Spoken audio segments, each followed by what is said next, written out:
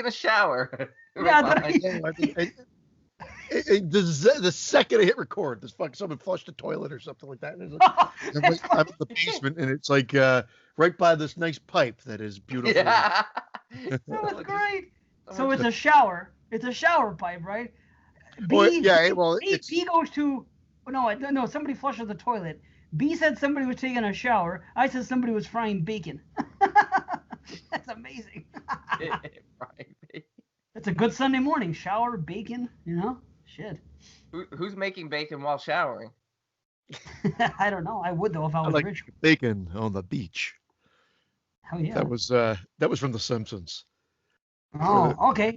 I'll go a step further. Put of studs.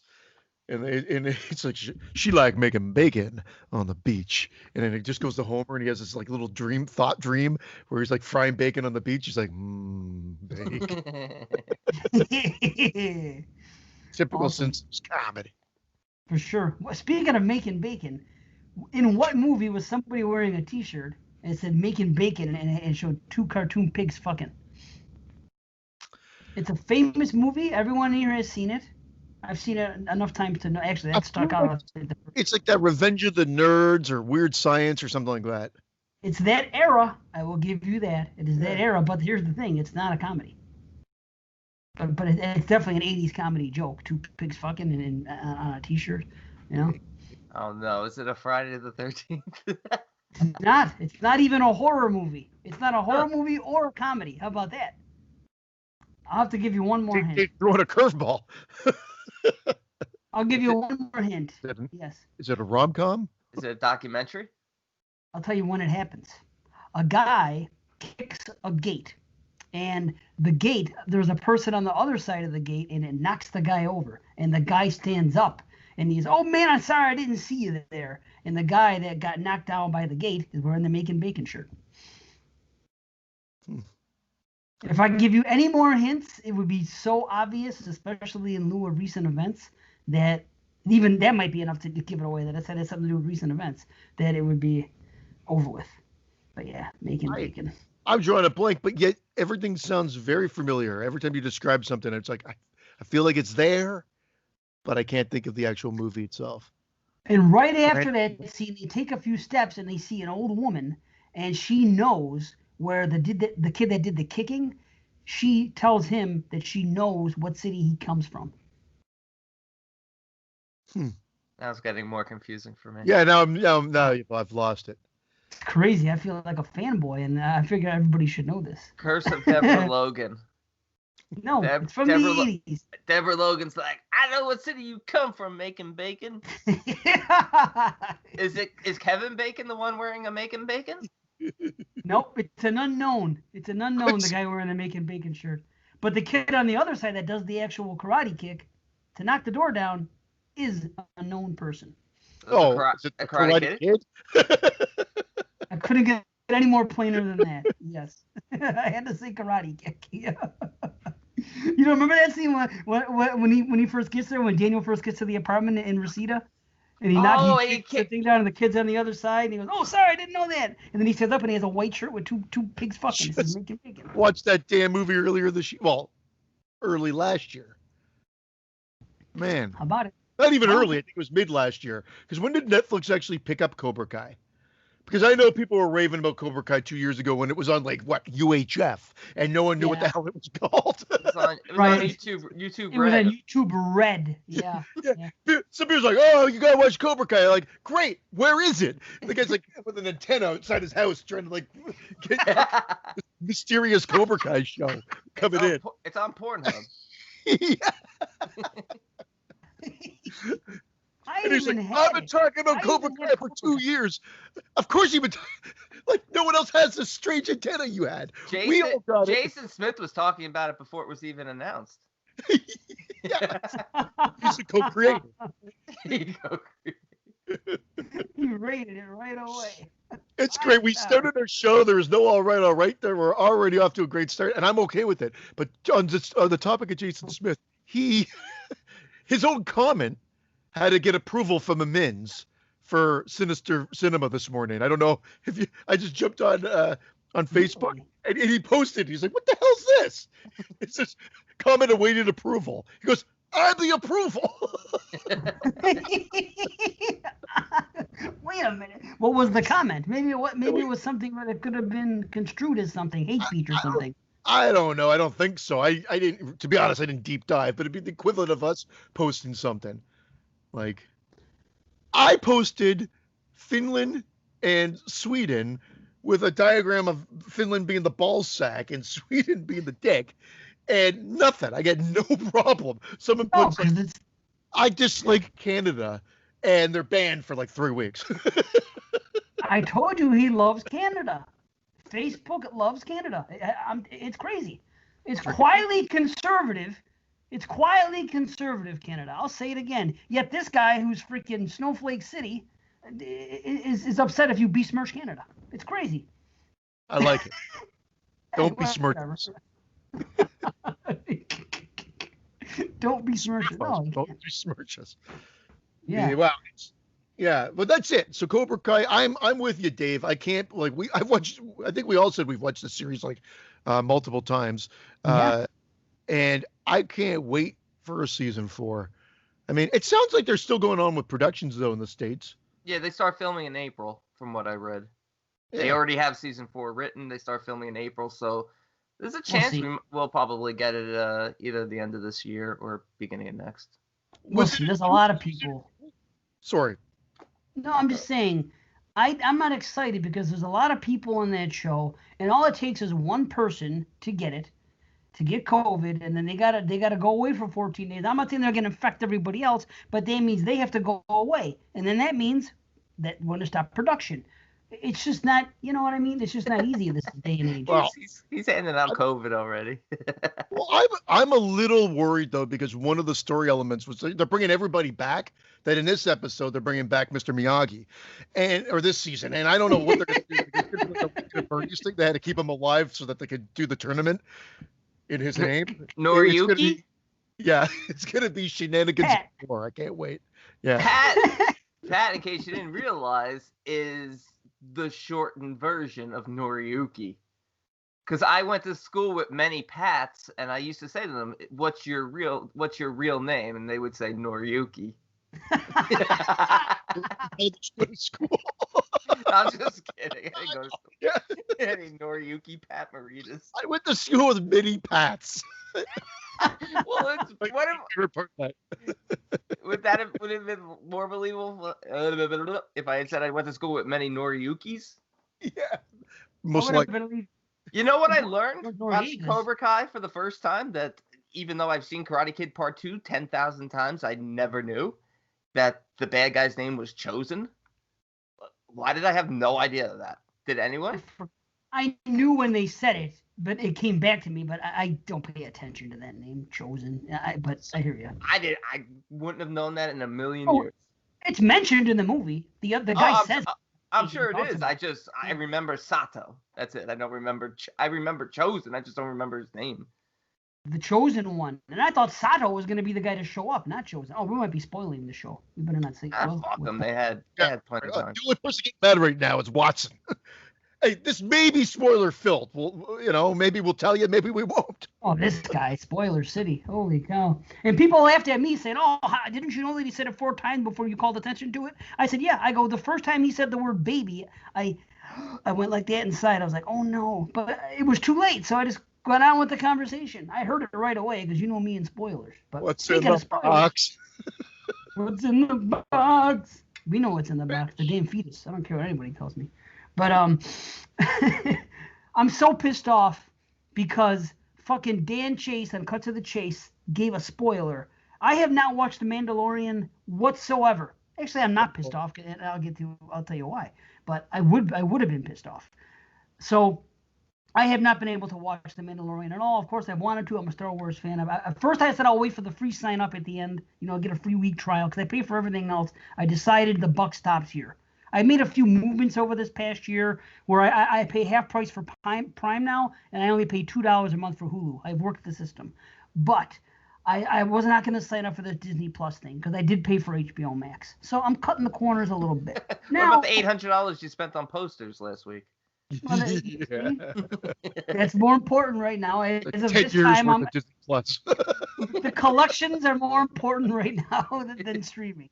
What can I say? It's just about over though, but that's another story. So now I kept saying, okay, I'll get the free 1 week trial one day and I'll just binge watch The Mandalorian. Well, then season 2 came out. I was like, okay, maybe. So anyway, I worked out a deal with a friend at work because good friend of mine, and I said, listen, this and this, I'll trade you one for the other. She had everything but Shudder. Of course, I don't know if she really wants Shudder. She's not really a horror fan, but she was all too happy to help anyway. She's like, no, I'll give you the password. You can even use your own thing. I said, great, okay. So now I'm going on there and I want to watch The Mandalorian, but I see that somebody else is watching it.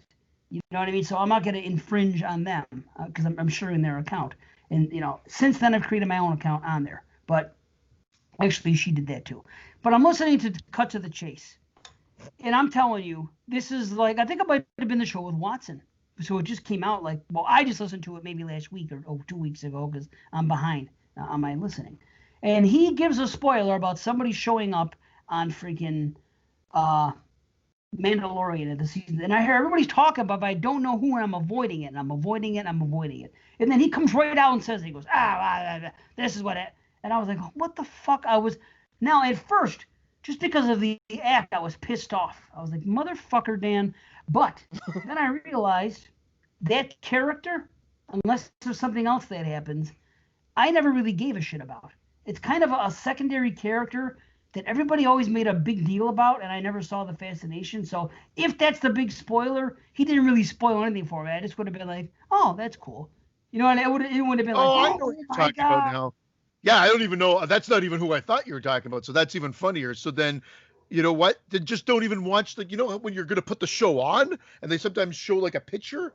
I feel like it's in one of the pictures. Like you're going to see it before you even get into the episode. Is it Noriyuki who shows up? Yes, it is.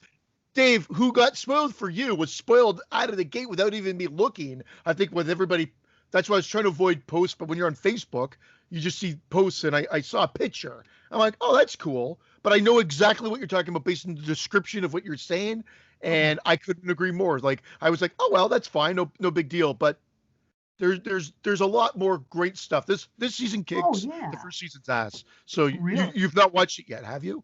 No, but I'm going to. And just like Cobra Kai, I had Cobra Kai in my computer for like 2 years. Like I think Alex sent me the freaking files. He got them from RedTube or not RedTube, whatever the fuck that thing's called, YouTube Red. And somehow we got them, and he sent them to me. YouTube galore. And isn't RedTube like pornography? RedTube is porn. Well, how do you call something YouTube Red when there's already a RedTube out there? That's insane. Come on. That's so anyway, stupid. yeah, it is. So he sent something to me, and I had him in my wife's computer. I was too lazy to get it and to plug it in and put it and watch it on the computer or this or that. So then I heard it was coming to Netflix, or that Netflix purchased the rights, and I said, well, now I'll just wait for that. So, but I had it in my possession. You didn't get that special antenna. Who'd you steal Netflix from?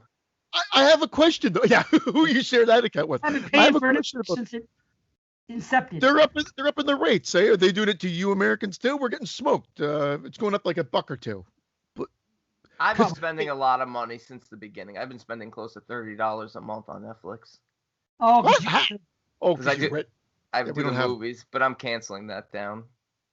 We don't even have that service, so we just get the streaming. Did you? Sorry, do you guys know? Did they just renew it? Did they buy it and then renew it for 2 seasons? I'm assuming now that it was like the #1 show, and was traded in the top 10 beyond the first few days.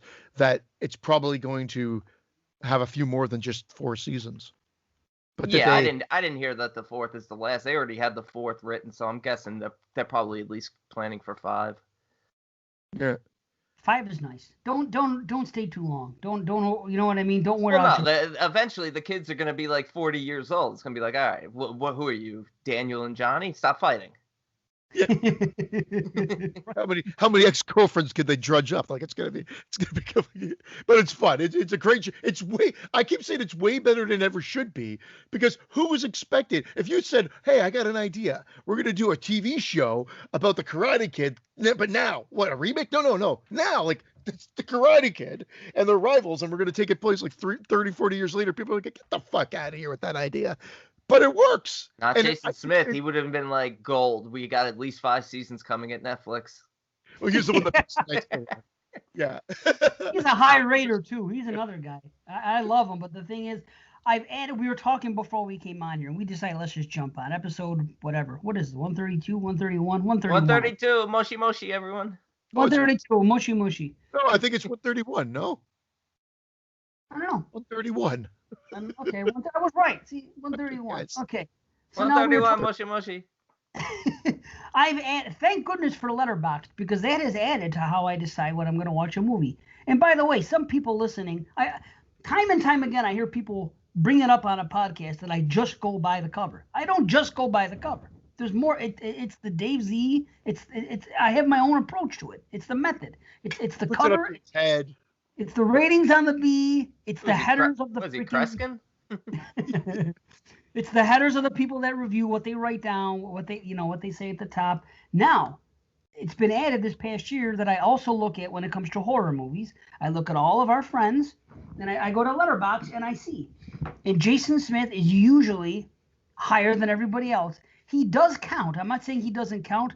Mark Nato always rates everything at least a star higher than everybody else. So I just decided I can't take that at face value. I'm sorry. It's just that some people, I see the trends in how they rate. If everybody's rating something 3 stars and the same 2 people are rating that same movie 4 and 5 consistently, well, guess what?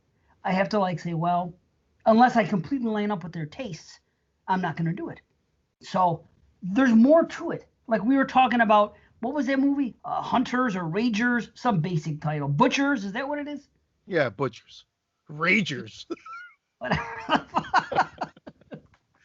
So we're trying to figure out what we're going to watch next week for our new movie, because it's always hard. Because the first 2 weeks has been hard because there's really nothing there. And like the first week, we only had one choice. The second week, it was really hard to tell what was horror, what was going to be available for real and what not. I just picked a movie because it's found footage. Did I have high aspirations for it? No. But I said, well, it's found footage. It's an excuse to talk about a found footage movie, an old and a new. You did a great job picking this one. I don't want to hear it. I don't want to hear it. I don't want to hear it. You're going to hear it. I don't want to hear it. You know who said that? It's one of the best scenes in Karate Kid, right after he knocks the guy down the gate. He's like, I'm sorry I did that. He's like, you're going to hear it. Mr. Making Bacon. No, it's one of my favorite phrases, because in The Sopranos, I don't know if you guys how familiar you two are, but there's that scene where Tony's dreaming and he finds out that Big Pussy's been conspiring, with the feds, and he has a dream, and in the dream, Big Pussy's a fish. He's a grown man, but in the dream he's a fish, and he's talking to a fish, and the fish is talking, and it's Big Pussy's voice, and he goes, well, Tone, I've been working with the feds, and then he says, and Tony in the dream goes, He goes, I don't want to hear it. And the fish goes, well, you're going to hear it. It's so fucking funny. Great. Just watch that one scene. I'm telling you. It's funny. I remember that scene. I remember that. Oh, well, you're going to hear it, he says. Okay, Butchers. Let's look up Butchers. Oh, Butcher. See, 2020. I said there was 2 posters. 2 posters. Well, it's not everything's 2020 now. It's when did it get released? Because most likely it may have had an early release. Even Shadow in the Cloud said it was 2020. And depending on what you look at, it was released either December 31st or January 1st, 2021. So it's a 2021 from a watching standpoint. And the movie we picked, I think, same thing. It was available officially on the 12th or 13th of January. That's correct. I wasn't even 100% sure. I was like, please come out. We told people were watching it. That was the problem. Half of the movies, there wasn't a set date exactly. This one kept saying coming out Tuesday or whatever day it was, coming this day. I'm like, okay, great. There was like 3 or 4 other movies on the list that I was seeing that some of them still said pre-production. I'm like, wow, that's really not coming out despite what other people are saying. And then this one's saying something about half of them weren't even horror movies. It said fucking drama or thriller. I was like, well, I'm not gonna take a chance. I'm just not gonna. Well, even though this movie came out and we watched it, I still think it might be in pre-production. I'm with you, B. You're gonna hear it. Yeah. You're gonna hear it. That's okay. So now, Butchers. Here, only 3 people have watched Butcher. That's hard to tell. We have Tim Walker, Mark Nato, and Dustin Baker. Now, Mark Nato actually ranks it low, which is a shock. Doesn't happen much. But the ratings are a 1, a 2, and a 3. So it's really hard. What does Dustin give it, a 1? Why the hell? Does Dustin give it a 1? No, Dustin gave it a 3. Then you have to watch it. Dustin Baker is notoriously a low rater. He gave this a 3. Wow. Yeah, Mark Nato gave Hunters, though, or Hunted, or whatever the hell that one is. I think he recommended that. So you never know. Here's why the hell isn't Heather and Scott's there? I know that I'm friends with them on the, what do you call it? On the whatever the Facebooks? The letterbox? Letterbox, but I never see their ratings come up, and they watch all these new movies, and I don't understand why. But they might not be rating the new ones. Like us. It doesn't matter. No. Yeah. Ours will be there too. It'll just say our name, and it will be rating. It says people who've watched. What's the movie we watched last week? Shadow in the Clouds? Yeah. Shadow in the Clouds. Let's take a look at this, and maybe I can give you a better example of what I do. Okay, so Shadow in the Clouds. This has more people that watched it.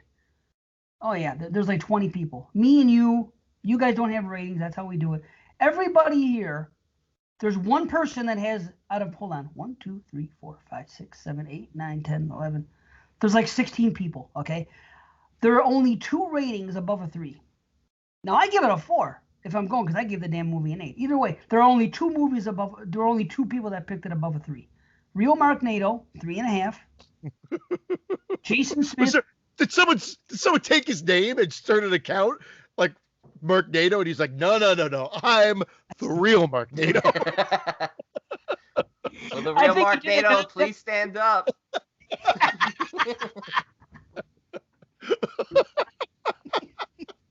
That's what famous people do. They have to go the real, you know? Real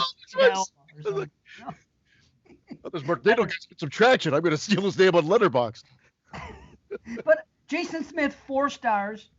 Devil Flower, 3.5. I'm sorry. Everybody else is 3 stars or less. So, again, you know, Mark Nato and Jason Smith rate higher than everybody else. And I've noticed this. This isn't a knock on anybody. This is just pick another movie, a random movie, and look at the ratings, and you'll see the people that usually, not always, usually come in the highest. So I can't count their ratings. It's almost like it doesn't exist. I have to go with the consensus. You know. All right, one more search. Look up Hunted. Okay. Which just Hunted? Which is that. This is the one that's on Shudder, right? Yeah. It's Is it a horror movie? I hate that poster, by the way. I hate the poster. Screening? I definitely hate it. It's a horror movie, yes. I'm not watching it. I'll tell you right now. Okay, hold on. So, okay, now check it here. 1, 2, 3, 4, 5, 6, 7, 8, 9, 10, 11. Okay, 12 people. Huh? I don't know if I'm allowed to say hate anymore. I know it's a touchy situation for a lot of people. I don't only hate if you're talking about only if you're talking about Finland, you can say. Yeah. Thank you. So what I say, 12 people? Either way. 12 people, yeah. Okay. See, here's another person that doesn't count for me personally. Don and Ellie gave it 4 stars. I don't count Don and Ellie's ratings. Here's another person that doesn't count for me. That's perfect. It doesn't exist, in my opinion. Not when it comes to ratings. I'm sorry, but the guy gave Godfather he thinks Sharknado is better than The Godfather and doesn't like The Exorcist. 4 stars. Hello. You know, I love the guy. Don't get me wrong. I'm just telling you my method. So I look at this. Okay. Of course, who's high? Don and Ellie has given it 4 stars. Nobody else. Everybody else is 3.5, 3 or lower. But it still gets a passing grade from what I see. It's a lot of 3.5s. I mean, yes, that means that equates to like a 7, which if it's getting down to crunch time, I guess I could watch it. But I'm like, I'm not interested in watching 7s. I want to watch fucking 7s and above. You know I would be more than happy to watch it if it was a 7. Unfortunately, it's a 3 out of 10. That movie is fucking garbage. Uh-oh, your buddy Dustin Baker gave it 3.5. I'm misled. So, wow. And Eric West, 3.5. Wow, I don't know what they were watching. It was one of the worst movies I've ever seen. It was so bad. Were you in a bad mood, though? No. Watching it, okay. I'm trying to find a movie. I passed gas while we were talking there, and I just got to tell you, this area is just horrible right now. I want to evacuate my own little podcasting realm here. Push it towards the pipe. Push it towards the shower pipe. Somebody's gonna be in the shower and be like, "Why does it smell like shit?" Yeah. What's a movie last year that had like a 7 rating by most people? Like a movie that was pretty good. Random Acts of Violence? Okay, let's put in Random Acts of Violence. Thank you. I just wanted we'll do this one more time for fun. Sorry, Chris, I know you gave it like a 15.5. Yeah. It was my Well, number 0. It was so much better than number 1. I gave it a 0. There's at least 40 ratings here for this movie. So, and I'll tell you what, there's a 4, a 4, a 4, 3.5, 3.5. No, this is beloved. 4, 4, 4. And then a couple of 3s. Random Acts?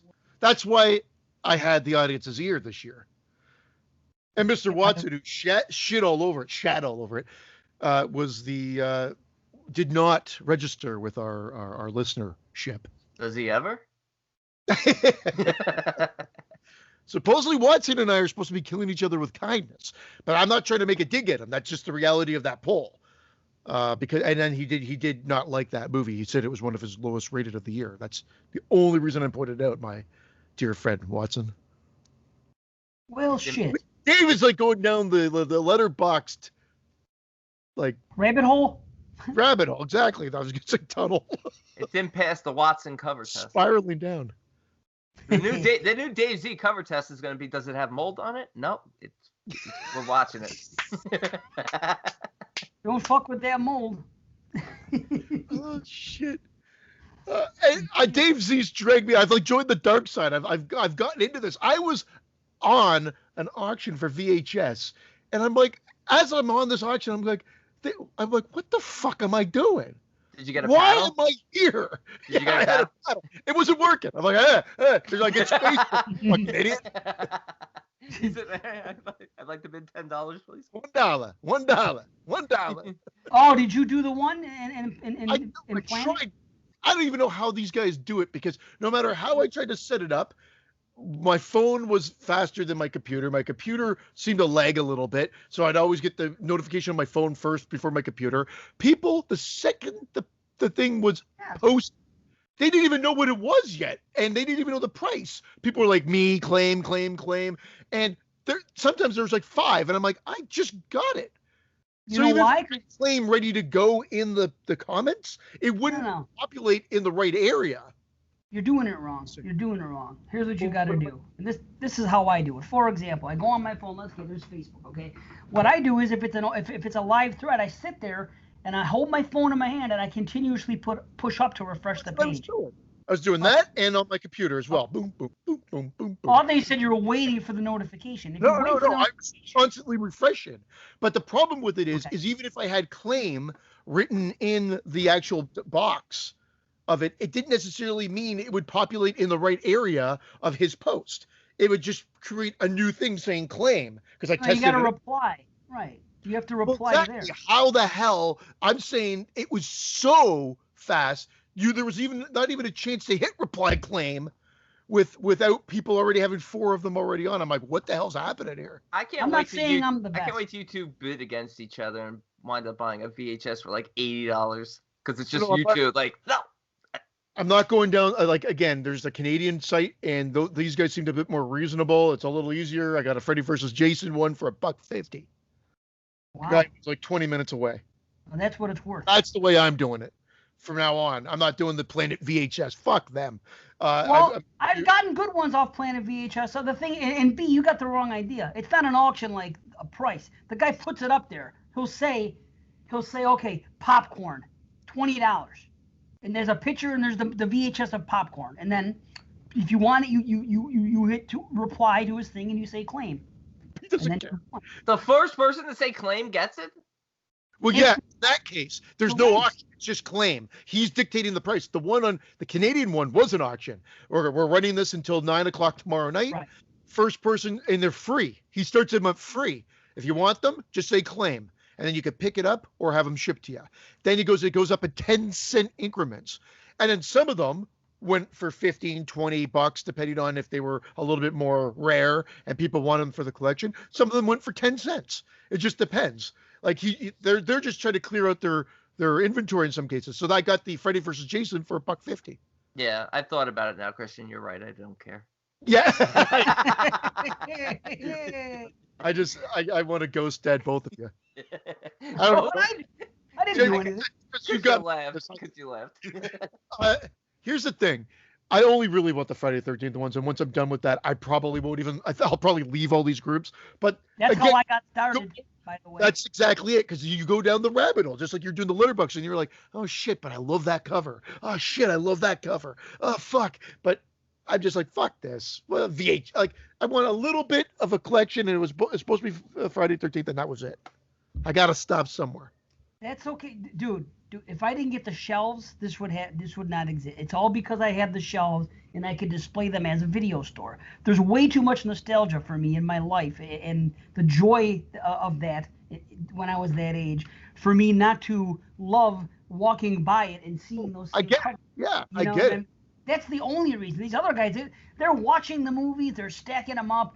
That's fine, to each their own. But I mean, I just do it for. It's almost like they're mini posters in a way. It's like you're displaying the artwork that you like, because it is artwork in a manner of speaking. It's something you appreciate, and it's nostalgia. Now I'm completely filled up. Here's the problem. I'm starting to sell some back because I'm seeing other things pop up. I'm like, well, luckily I'm only gonna carry a certain amount because I only have so much room. So now I'm gonna sell some back on that site and say, here, take this off my hands, because for $50. Nostalgic to see it. Like Poltergeist 2 and 3 are right here. It's nostalgic to see it. They're not necessarily some of my favorite covers. But if one of my favorite covers comes up, of course I would rather have, American Gothic than Poltergeist 3. You know what I mean? It's to me, it takes me back to, that's a cool poster from back in the day. So if I see it come up for a cheap price, I have to snag it. But now I'm getting a collection where I'm going to have to sell some off. But the good news is I only have so much room. Claim. So, claim. That's it. I just claimed your entire collection. Well, that's just, you have to reply. You got to hit the reply. But you know what? I position my thumb in the exact spot where I know the reply is going to be. I positioned my phone like where my thumb. So as soon as I go up, my thumb is already there where I hit the reply button. There's even a Dave Z auction method. So check it out. I was doing that, and I'm like, what the fuck has my life come to? And I just stopped it. I just said, forget this. I got out of it, and I left the auction. But I was there, and then the second I left, of course, that's when Friday 6 and Friday 8 popped up on the auction. But that's okay, because I wasn't going to go through the headache. His wife's upstairs writing productive novels. He's downstairs like, honey, I got another one for 10 cents. Here's what pisses me off. Exactly. That's a perfect way to describe my life. Like, she's creating, and I'm fucking like looking to collect moldy fucking VHS. Moldy. What the fuck is this life come to? This is what's really gets me. Blame you, not COVID. Don't blame me. I say stop. Now, people always post these things. I went to the Goodwill, the thrift store, and they come back with freaking 20 VHSs, and like, 5 of them are like champs. You're like, holy shit. They walk into a place, they pay probably $1 for it. I've been to the Goodwill, the Salvation Army. They don't even carry VHS in my area, much less have fucking bins full. I'm like, how the fuck do these people? Where are they living? It's crazy. Alabama. That's all they got. What's DVD? I just pop in my reanimator and I start fucking my sister. Of course, you said reanimator. See, that's my white whale. That is the one that I do not have a poster of or a VHS of. No, that one and Brain Damage. Those are two that I cannot find at a reasonable price on VHS, and I can't get the 11x17 poster of them anywhere. So I can't even display them. They're some of my favorite covers, You should have them made, the posters. Made, huh? Yeah, that's what I do. How do you have them made? I have a guy. He'll find like a print, and he'll print you off an 11x17 poster. It's Neil. He'll put your face on the actual poster. Yeah, it's Neil. Yeah, I do. I want a Herbert West, but instead of Herbert West, he puts Brandon's face on it. Yeah. And it's Brandon's father's head. He's injecting it. No, it's just a picture of Jerry West. Herbert, I thought you said Jerry. Could you imagine that picture though? Brandon has a head on his desk. Or what does the phrase say on the fucking his two great heads? What is it? He has a great head on his shoulder. 2 great heads. Whatever. Has a great head on his shoulders and another one on a pan on his desk or something. To that. Yes. Yeah, it could say Brandon. It could be Brandon and his dad's head. See if that guy can make that one. We can give that away for a picture. Guy. I've got a guy. You've got a guy, man. That's awesome. I got a poster guy. How much will you charge me for not the Brandon one, but just like Top a regular dollar. $5. No. They're $5 a piece. $5? I would, but he would show up at Monster Mania. So what I would do is I would tell him which ones I want, and he'd make them for me because they would always have the ones obviously based on the people who were there. So I had him make me like a Picnic at Hanging Rock. I had him make me a couple of Herschel Gordon Lewis ones because I love the old cover arts of those. Oh yeah. So I have a couple of those. You know, he'll make you anything if he could find a decent print. He won't make it if it's a bad print because you can go to conventions and find 11x17s and they'll have folds in them because they took a picture of like the posters. Yeah, I have some like that actually. Yeah, I don't like that. I want a clean, crisp picture, and honestly, you're paying for quality, so like. That's awesome. Hey, $5 Canadian is fine by me. I'm gonna hit him up. $5.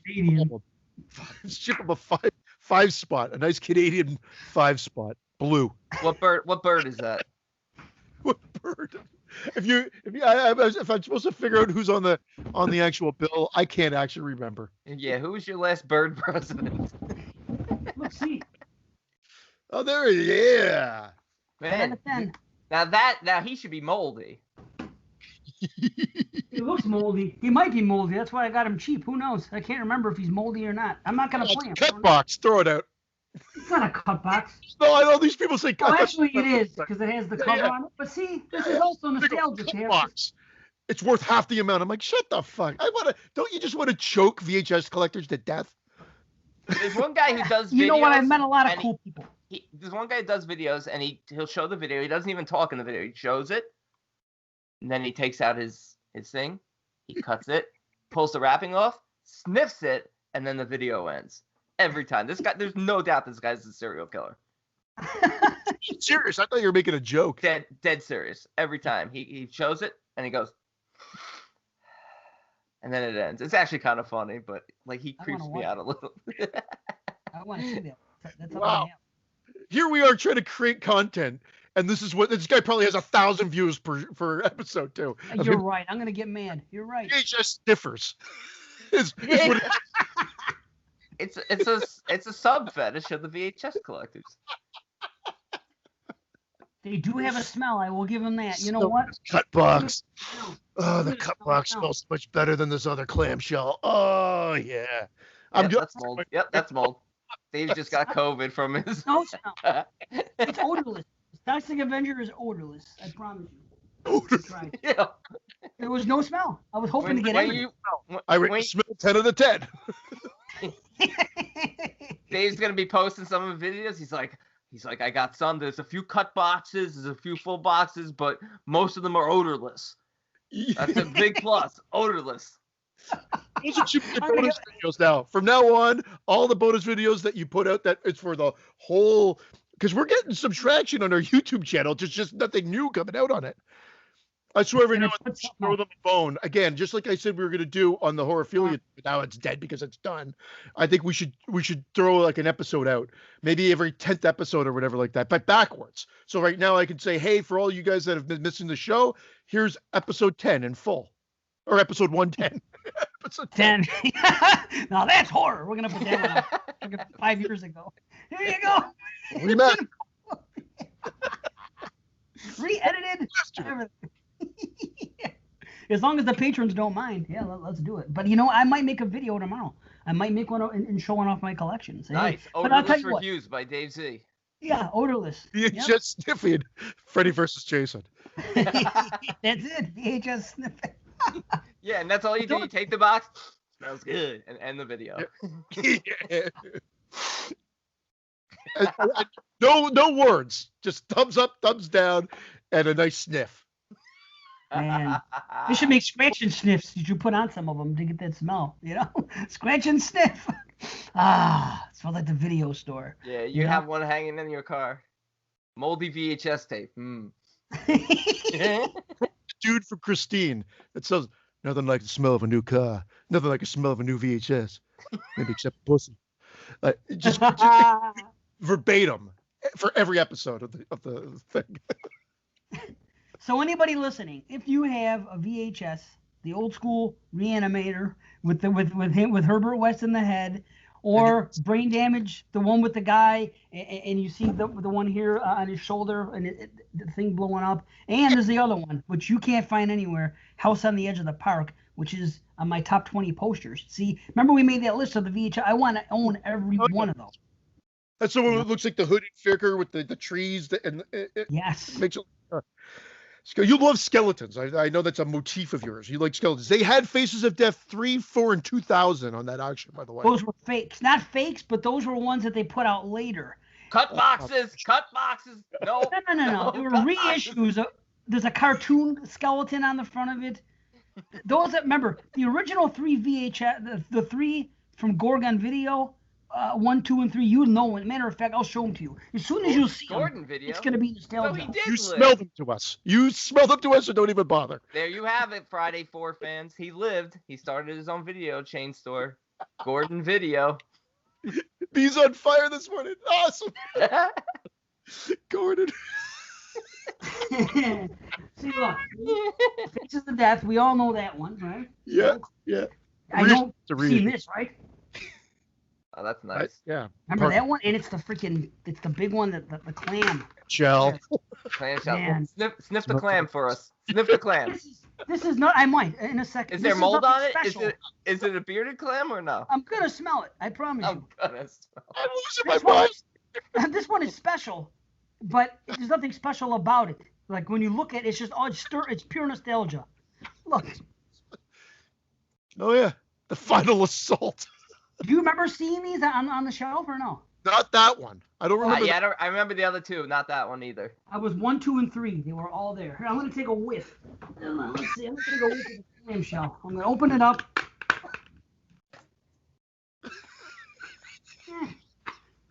Nothing really. A little dusty, maybe a little basementy, but a little bit. Not offensive. It's just nothing special. That fucking VHS all over my table here. There's another for this. I'm crying. So yeah, VHS. Just about done with it. My store's gonna be open. I got a rewinder the other day. Things are good.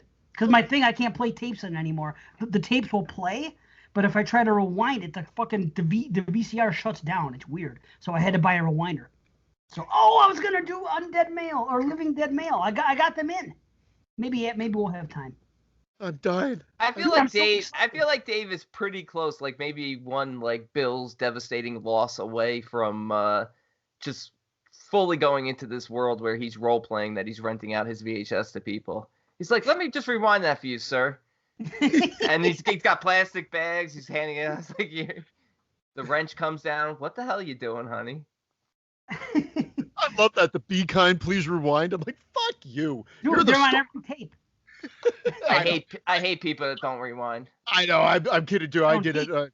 I hate them because I used to work in the video store when we were VHS and we had 4 rewinders in one drawer on one side, 4 rewinders in a drawer on the other side, and they'd all be going. And people would bring up and man, they killed the rewinders too. You know what I used to do? I used to fast forward to the end so it looked like you rewound it, but it was really just the end of the tape. You're like, fuck you. All the way to the end. Stop. That's great. I'll tell you what, though. See, they knew what they were doing with all those rewinders. Because if those people just would have kept rewinding all the time or not rewinding, all the action they got in the machines at your job, we wouldn't have this mold issue now. Yeah. See? Rewinding prevents mold. If you just sit there and they're not rewound, they get We moldy. shouldn't have this mold issue anyway because nobody should be touching VHS tapes. You're the one that watches them. This guy watches VHS. I actually watching them. I'm like, hey, this is pretty damn good. I watched Deadly Dreams. I watched Friday 3. Wow, these movies are so much better when I can't make out what the hell's going on. I put in Halloween. I didn't see Michael Myers at all, and I get it because it was VHS. Not only was Michael Myers not even there, the car wasn't even there. It was just a shot of the curb. Yeah. Found out I was watching the TV edition. It was a pan and scan. He was just on the other end of the screen.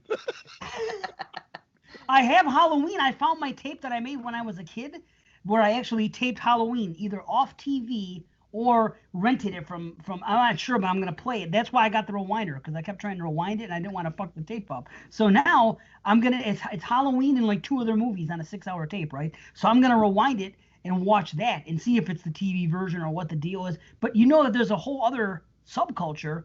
People sell fucking VHSs of shit they taped off a TV in the 80s. I know. I saw this because they want the nostalgia of the commercials and everything. Because usually most people weren't zapping out commercials, so they want that nostalgia. Now that is fucking kooky. I wonder how they smell. Because that's like literally someone's panty drawer. What is this? Oh, that's his VHS. That's the one doing it. There's How do probably, you do it, there's probably about 100 tapes in there, all taped from the 80s. Sell them. You can be rich. T160. Ooh, look at that T160. Oh, yes. I just have to show that. I don't even know what movies are in there. Oh, shit. Did my camera just go off? Your camera went off. If you come back upside down, there he is. He's back. Okay. I've got one. I've mentioned this on the show before. I think it was on the show or it was in Facebook Messenger. All right, we got Ski Patrol, The Last Boy Scout, and House Party 2 on this one. Awesome. Nice. Awesome. See, people buy that. You have a gold mine there. You didn't even know it. Oh, shit. Cut box.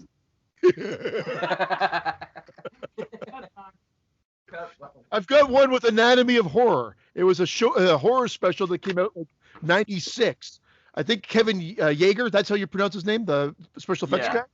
He hosts it, and a lot of Hellraiser Bloodline and a lot of Halloween 6 shots because of the time frame and who put the show out. But it's definitely worth watching. My brother's first grade play of Cinderella, Hambone and Hilly, and Teen Wolf.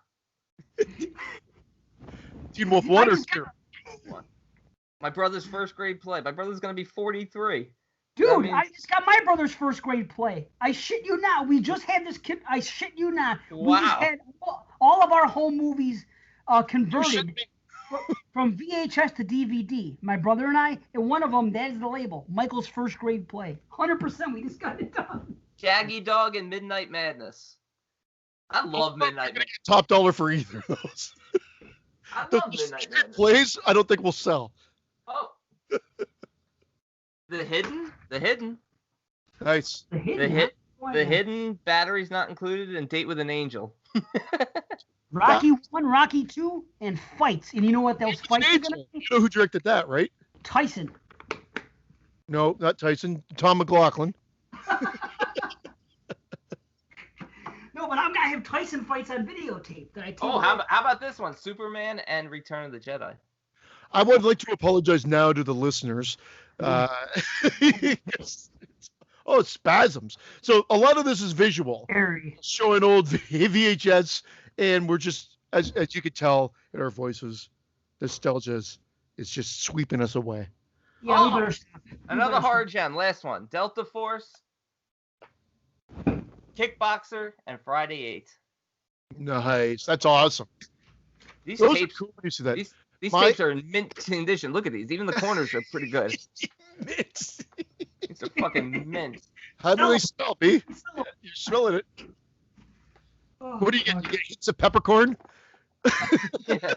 Hard shell peppercorn. It's very earthy. I think I get a hint of passion fruit. Black cherry. I could get black cherry through the airwaves. Airwaves. Man, that's awesome. I have some, but I don't know where they are, and I'm not about to go look them up. Like Dave is scouring his I have basement. a bunch of them. Lost tapes. Here's one. Look at this one. Naked Gun 33 1/3, City Slickers 2, and The Little Rascals. Killer OJ. Nice. You watch that movie though, you're like, he looks crazy. He looks crazy when you watch that movie. There's a crazy guy. You're right. Dave, I just found Look what I put SummerSlam. in. I have SummerSlam '89. Ooh, nice. That would sell big. Yeah. Was that an original media box? Night of the Living Dead. Oh, look at that. But it's cut Wham. box. Cut box. Cut box. The Mold. favorite side. Mold. Cut box. Let's review our first movie. I'm going insane. Yeah, let's. I love it. Don't get me wrong, I love it, but I'm thinking of the listeners here. Of course, yeah. Yep. I'm thinking of me. I want to get the fuck out of here. Hopefully we'll have time to talk Fangoria later because I got those 2 magazines in and oh man, chock full of goodness. They moldy too. Spoilers. We're gonna have a bunch of spoilers, although not really for the new movie. There's really not much to spoil. So You know what I was thinking? And it's just real quick before we get into conspiracy, but with the new movies, do we want to be giving our ratings? I mean, I don't care. I'll do it. I mean, we're only. Oh yeah, you're right. Because I mean, if we start, I mean, granted, you gave an 8. we that can't. Should we just say like recommend or skip something like that? Like The heads, like we always do. you want to go back to? Well, I didn't know if we were gonna go back to. I didn't know if we were gonna go back to heads or not. We never left heads. We did it last year. Anytime we talked about Christian- it. We only left heads. We only left heads when it was for every rated, and no one knew what the fuck we were talking about. I still. All right. Well, Remember we did the rental last year, and we did the lodge, and we did fucking head ratings. Did we? Okay. Yeah. Yeah, we did. That's right. Yeah. Well, I should have said a half head for Shadow on the Cloud. Half head for Shadow on the Cloud from me, and I believe it was a half head for Christian. What'd you give it? A 7 or 7.5? 7.5, half head. All right, let's do the conspiracy from 2012. A documentary about conspiracy theories takes a horrific turn after the filmmakers uncover an ancient and dangerous secret society. And this one is written and directed by Christopher McBride. Has he done anything else since? We got 2 Canadian movies tonight, guys. Yes. 2 Canadian movies, both found footage. I thought that was like interesting too. We didn't do that on purpose. They just happened to be both Canadian found footage. And well, Dave, did you get the information if he's done anything else? Yeah, he's got one movie that came out last year. I'm not sure if it actually came out yet because it says 2021. It's called The Education of Frederick Fitzel. It's a drama thriller, but after a chance encounter with a man forgotten from his youth, Fred literally and metaphorically journeys into his past. Looks pretty good. Has a decent rating on the B. Interesting. I will say the conspiracy. Like I've watched this movie a couple of times now. It was a standout. It was on the found footage list, I believe. D, correct me if I'm wrong. And it was one of the standouts of that list. When you really dissect it, it's horror enough. It's horror enough because of that end. But when you really look at the whole movie, it's not really a horror movie. It's more of a interesting kind of like, I don't even say thriller. It's an interesting document. It's a documentary, the first 2/3. Yeah, like a horrific couple of scenes at the end. But boy, are those scenes effective. And you're on the second they infiltrate that camp. And I don't mean to jump right to the end, but I'm just saying that's where it's all tension filled. So that's why I feel very comfortable saying it can fall into the horror realm. I mean, I think it is ratings. Yeah. Yeah. No, I hear what you're saying. As you're watching it, you're 100% right. It's still hard to pass. Like I was gonna try to pass it off as I was watching it yesterday to my wife and daughter when they come in. I was like, oh well, they asked something, and I said, well, it is a found footage movie. I said, but all this stuff here is based on real events. What you're seeing here, this is like, as far as that group itself, I don't know if that group exists, but the gist of what they're talking about it. For me personally, my fondness to the movie comes with, I happen to believe in all those type of things that they're talking about, and I buy into it, so I like it from that level, and then of course I like it for the horror level at the end and where it goes. Well, so what they do well is the conspiracy theories and the characters that they get to interview. Everybody's good in this. No one feels like a forced actor, unlike the movie we're going to review a bit later. Everybody's natural. It does feel like a documentary, and it's creepy as they get more and more into it. As one of the filmmakers within the movie itself, one of the actors that's being a filmmaker, sort of falls victim to the conspiracy theories and goes down the rabbit hole himself. Yeah. And that's sort of the message throughout. Even though you're watching it for the first time, and I guess we're spoiling this one because it's older, but you see that, or very early on in the film, they're interviewing a woman, and she's saying things, and you almost think like she's a psychiatrist that they're interviewing, and then you find out by the end of the film that she's actually like PR for this Tarsus group because they're already re-editing the film. And then it makes sense throughout why things are redacted, why they're saying names, and it's super effective. I find the actual footage stuff, the 9/11 footage, the assassination of JFK, all these different, footages of riots and police and stuff. I find that to be more horrific than anything else. I find the first 2/3 of the film to now be the strongest for me. I'm almost like, abandon this Tarsus Club thing, and you guys should have made a full-on documentary. I'm in this. Not that I don't like it, don't get me wrong. Yeah. But that Terrence character that they start out with, very strong character, very reminiscent of like a Michael Moore, the way he's out on the street sort of like spewing the truth in a way. He's got pretty solid evidence for everything, talking about World War I and the ship that Woodrow Wilson sent out to be sunk by the Germans, by a German U-boat. He talks about Vietnam and the Tonkin thing, and how then years later they said that incident never occurred, and just some really interesting information. That's the reason why. That's why it's successful, because you've got solid setup. Solid, like, we're put into this world, we buy it, it seems legit and not forced, and there's actual story and substance here. Because of like, whether you buy into it or not, the way of what they're investigating and how it's presented, exactly the way Brandon says, works because of that historical standpoint and using actual events and how it figures into the story structure of the group that they're investigating as well, or where the focus goes. And it's so accurate. It's so accurate. You really can look. I went down a rabbit hole for a while watching documentaries and YouTube footage with 9/11. You could easily get sucked in to any conspiracy theory. Yeah, it's crazy. You just watch. I wasn't necessarily buying into it, but I was finding it very interesting that there's all this talk and the no plane going into the Pentagon and all this, and there's like, loose change was a big one back in the day, and it was re-edited a bunch of times as more and more evidence became available or whatever. You could probably still find it, but again, remember, it is conspiracy theories that nothing proven but nothing disproven, like they say in it, and that's great. And I love, like you said, all the interviews, all the people they talk to. I wonder if they're actual like bookstore owners and actual. Because the bookstore owners, when they talk about like the filmmakers, even ask like, why would people come to the bookstores rather than get the information off the internet? And then they talk about how the internet has not only been like, the biggest adversary for these groups, but also like the biggest weapon because they can monitor everything. Like, I thought that was really good. They just explained away and justified everything that goes on in the world of like conspiracy theories and why people do what they do. And the guy freaking out when they're talking at the restaurant, and he thinks he sees the guy that's from the apartment on the bike from before. Yeah. That's that guy, and how it's feeding into him. Are you crazy? No, it is that guy. And then they're getting chased, and they know that they're being chased. So there's always they've installed like the necessary events or catalysts that leads them to the next level, or makes them, even though you don't necessarily want to infiltrate. I think one guy wants to, and the other guy's a little hesitant.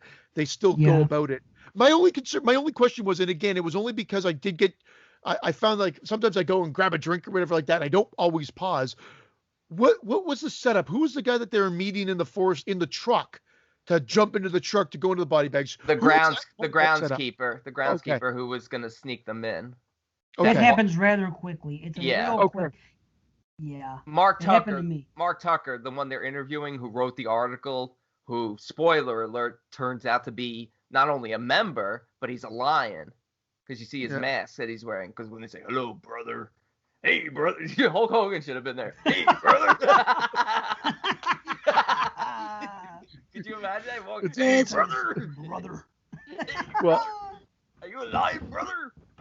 Oh, and the blurring of the faces is great because, again, it leads credibility that we're watching something instead of it like being everything just in focus and everything else. I love that aspect. I like the music they use in it at certain points. It really makes it feel very somber. But the way they redact Mark Tucker's face and stuff, it's great because obviously you would think he wouldn't want to be on camera because he's the one like trying to expose this group. But no, he even talks about how they would leak a little bit of information. He's the guy leaking the little bit of information to give them credibility. Yeah. He's the one controlling the narrative. Oh man, it's really really clever. Well written.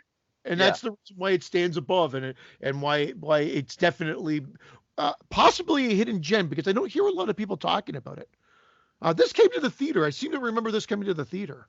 Wow. It's funny. You don't hear a lot of people talking about this, but you don't see a lot of people voting for Crow's Nest. Yeah. I voted for Crow's Nest. I felt bad, too, because that's the only one that was on the list that I had never seen. I'm like, maybe this will work so we could see it. So I could see I wanted to rewatch it because I remember it being like no one talks about that one either or ever. And I remember it being apparently no one wants to. Well, a hidden gem, in my opinion, on Dave's. Yeah. I don't even know if Dave listed it or not. It's a great third act. I listed it, but it was one of those that comes with a caveat. It's just a great third act. There's certain movies that I put on that list that I just, the setup was just kind of meh, but where they went in the freaking, in the climax was terrifying. I think that's the closest to a slasher found footage, if I'm going by memory. But again, that's why I wanted to rewatch it. Wanted to rewatch it. I really. You sound like a real cut box there. They should have another cup of coffee. Cut box. That's a new thing now. Quit being such a cut box. Fucking cut box. Cut box. I love a cut box. See, this is one of those movies that the enthusiast that I am of these type of things. Found footage. The mockumentary style, when it's done right, is extraordinary. And I'm telling you, there's like a handful of movies that do it. Most found footage movies are shaky cam and this and that and the other thing. But then you get, this is why it's a gem, because you could put it on and not know, walk in the room, someone else is watching it like I did yesterday, and I could have BS'd them and said, oh yeah, well, this is a documentary I'm watching. Why not? 100. And that's what it's about, and that's what works. And it's like, I'm not going to do that, and because my family knows by now that I watch so many of these found footage horror movies that, what are the odds he's watching a real documentary and it's going this far? But, what I also really like about it is that I love what they're saying. Like, for me, the only difference between me and Terrence is that I have the presence of mind not to go out there and look like that with a billboard and no one's going to take you seriously. But when you get right down to it, I am a believer in all that stuff the same way he is. Don't get me going about politics, because I will go and I'll keep telling you why this cult sucks and why this cult, and this movie here is a prime example. It's like everything, you see plants throughout history, you see things set up, and you see it done here. You see what you were saying, B, about the boat and everything else in World War I. And the thing that just happened at the White House, and the first thing I told my wife when that happened was, well, this is a work. I just don't know which side worked it. Either Trump did this or the Democrats did it. Either way, those people got in way too easy for me to sit here. I can't even get into the freaking store down the street without going through the security measures. You're going to tell me all these people were let in so easily? And this is the first thing I said to my wife when it happened. I go, I don't know if it's ever going to come out, but I hear that you and Frankie, they're calling me at work telling me it's going on. I go, there's a good chance I'm gonna look at this and I'm gonna say it's a work, that this is staged, and sure enough, some people have been saying it. But that was like the first thought that came to my mind. But I do believe these things happen. And I do believe the end result is the ends justify the means. They have and they do it throughout this movie. It's political in a way. It's the scary part of politics. You have this group on this side fighting against this group on this side. However, at the end of the day, this group and this group, the higher up they go, they're the same. Ultimately, it's the rich against the rest of us. But they keep both sides fighting with each other instead of what they really should be fighting against. And that's my problem with politics. Yeah. And I'll leave it at that before I keep going on and on. But I mean, that's where I get it. I disagree, though. I could see you as a Terrence character, but instead of going to the park with your billboard to to spew about conspiracy theories, you're gonna have your video shelves on your back, and you're gonna go to the park and make them smell your VHS tapes. Smell this Friday 4. You never smelled a cut box like this before, brother. Crazy. And it's all one big cult. At the end, you find out it's a cult of money. It's a cult of people that believe in this, regardless of what side of the fence they're on. I'm sure there's Republicans and there's Democrats that are a member of this group. And I think in real life, if there is an Illuminati or whatever thing you want to put on it, the New World Order, which they go through that whole thing, which comes up against that's really cool when they show all the footage of every world leader saying New World Order. And I remember a lot of those. That term is used a lot. And taking the bull by the horns, and how that plays into Tarsus and this Mithras character, and how it's the exact story of Christ just 2,000 years before Christ. Yep. So this is actually like the basis of Christianity. Religion too. It all falls into, at the end of the day, money. People wanting to make money, and the rich being the rich and exploiting the rest of us, and it continues on to this day. One world government. Yeah. And again, that's what gives us legs and what has it stand above, as we've said. But from a story structure, then, when it does shift after the sort of the horrific sequences at the end, like the charging and everything else, when they're re-editing the documentary and they do the reveal that B brought up about that you think once a psychiatrist, it ends up being like the PR person for the group. Where I'm going with it is, why are they filming that part? Or I know that we've got to end the movie and it's for us, but they're filming the re-editing of the movie and everything. Is it because they're turning it into a PR for the firm? Like, it's going to be a documentary that goes out, because they film our main guy talking about where his buddy could have gone, alluding to the fact that he could have gone to that thing in Alberta where they live free and everything like that. But ultimately, we know he was a sacrifice, right? And he's dead. And this is just a cover up. That's what I'm trying to figure out. Like, we know that he's been targeted and killed, or are we not? Do we not know that? And he was spared and just scared, and then he went off freaked out, because that seems weird. Like, I agree. He dropped the ball, I think. Yeah, I feel like you could probably argue it both ways. I feel like he's dead, and again, rather than covering up 2 murders here, getting rid of Terrence and getting rid of Aaron, again, they're controlling the narrative. They still did it. They still got away with it, but by controlling the narrative, by turning it into a documentary, it's weird. Like Jim says at the beginning, I wish we had never gone down this. And you think it's because, oh my God, what are they going to uncover? It's something so scary. He's saying no, because we went down a rabbit hole and it destroyed lives, in that Terrence disappeared and Aaron disappeared as a result.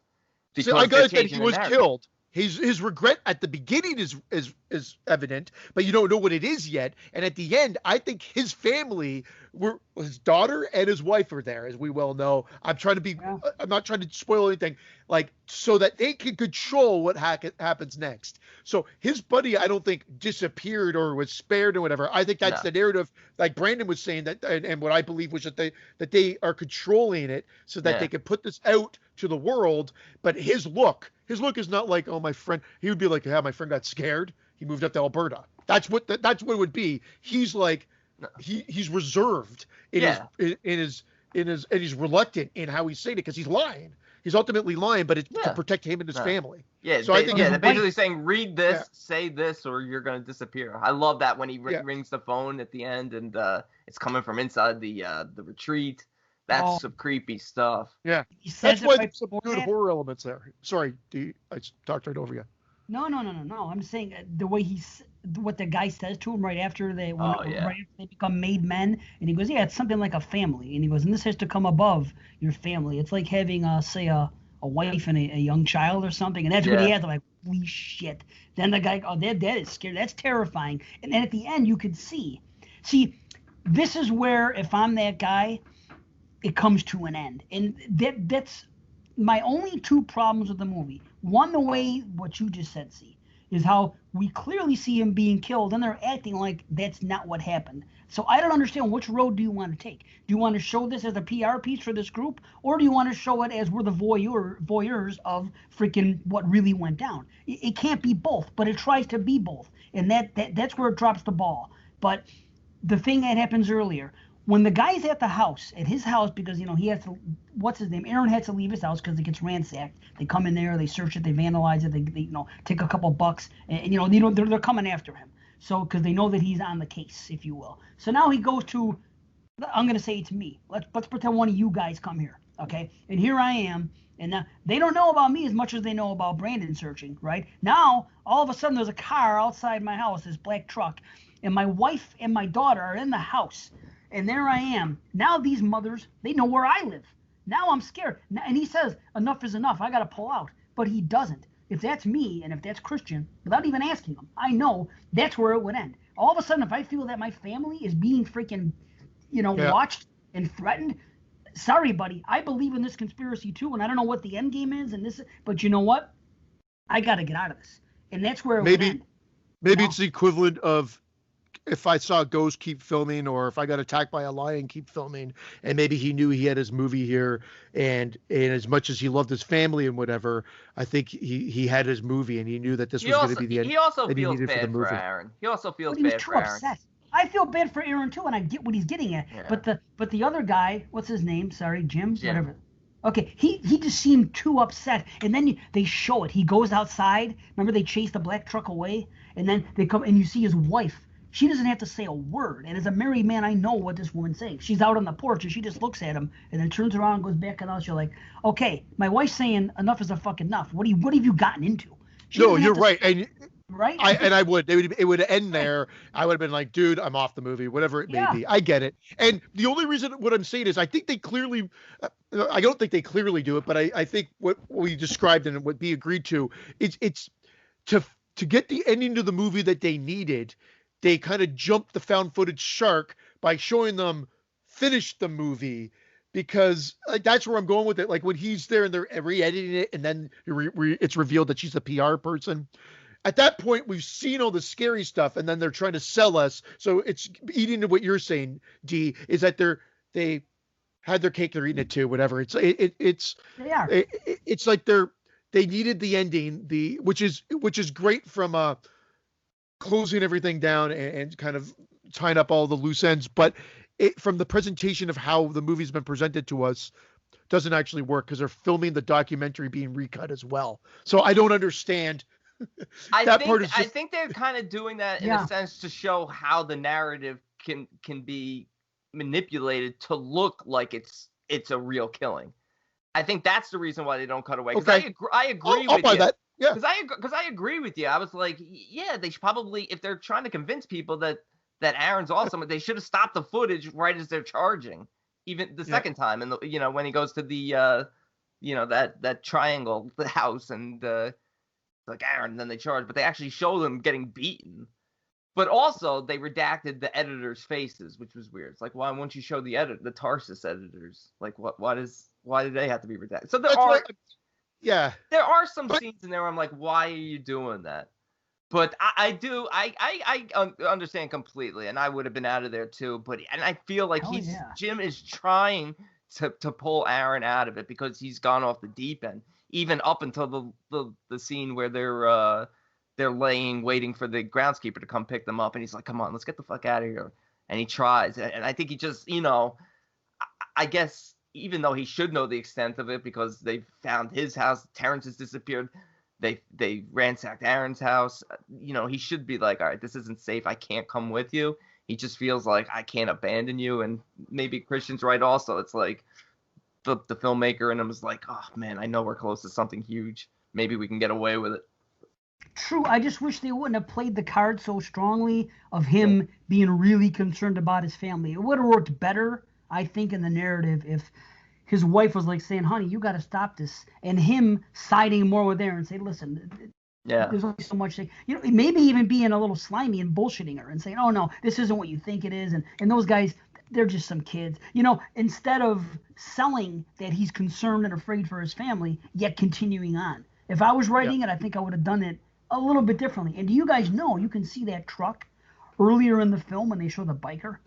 It's either the scene where Terrence first points out the biker and says, fuck you, when he sees him, or it's the scene later on when Aaron spots the guy on the bike. You can also see the truck across the street. So you see them Yeah, they're being watched even before that by the people in the truck. Was Michael standing behind it?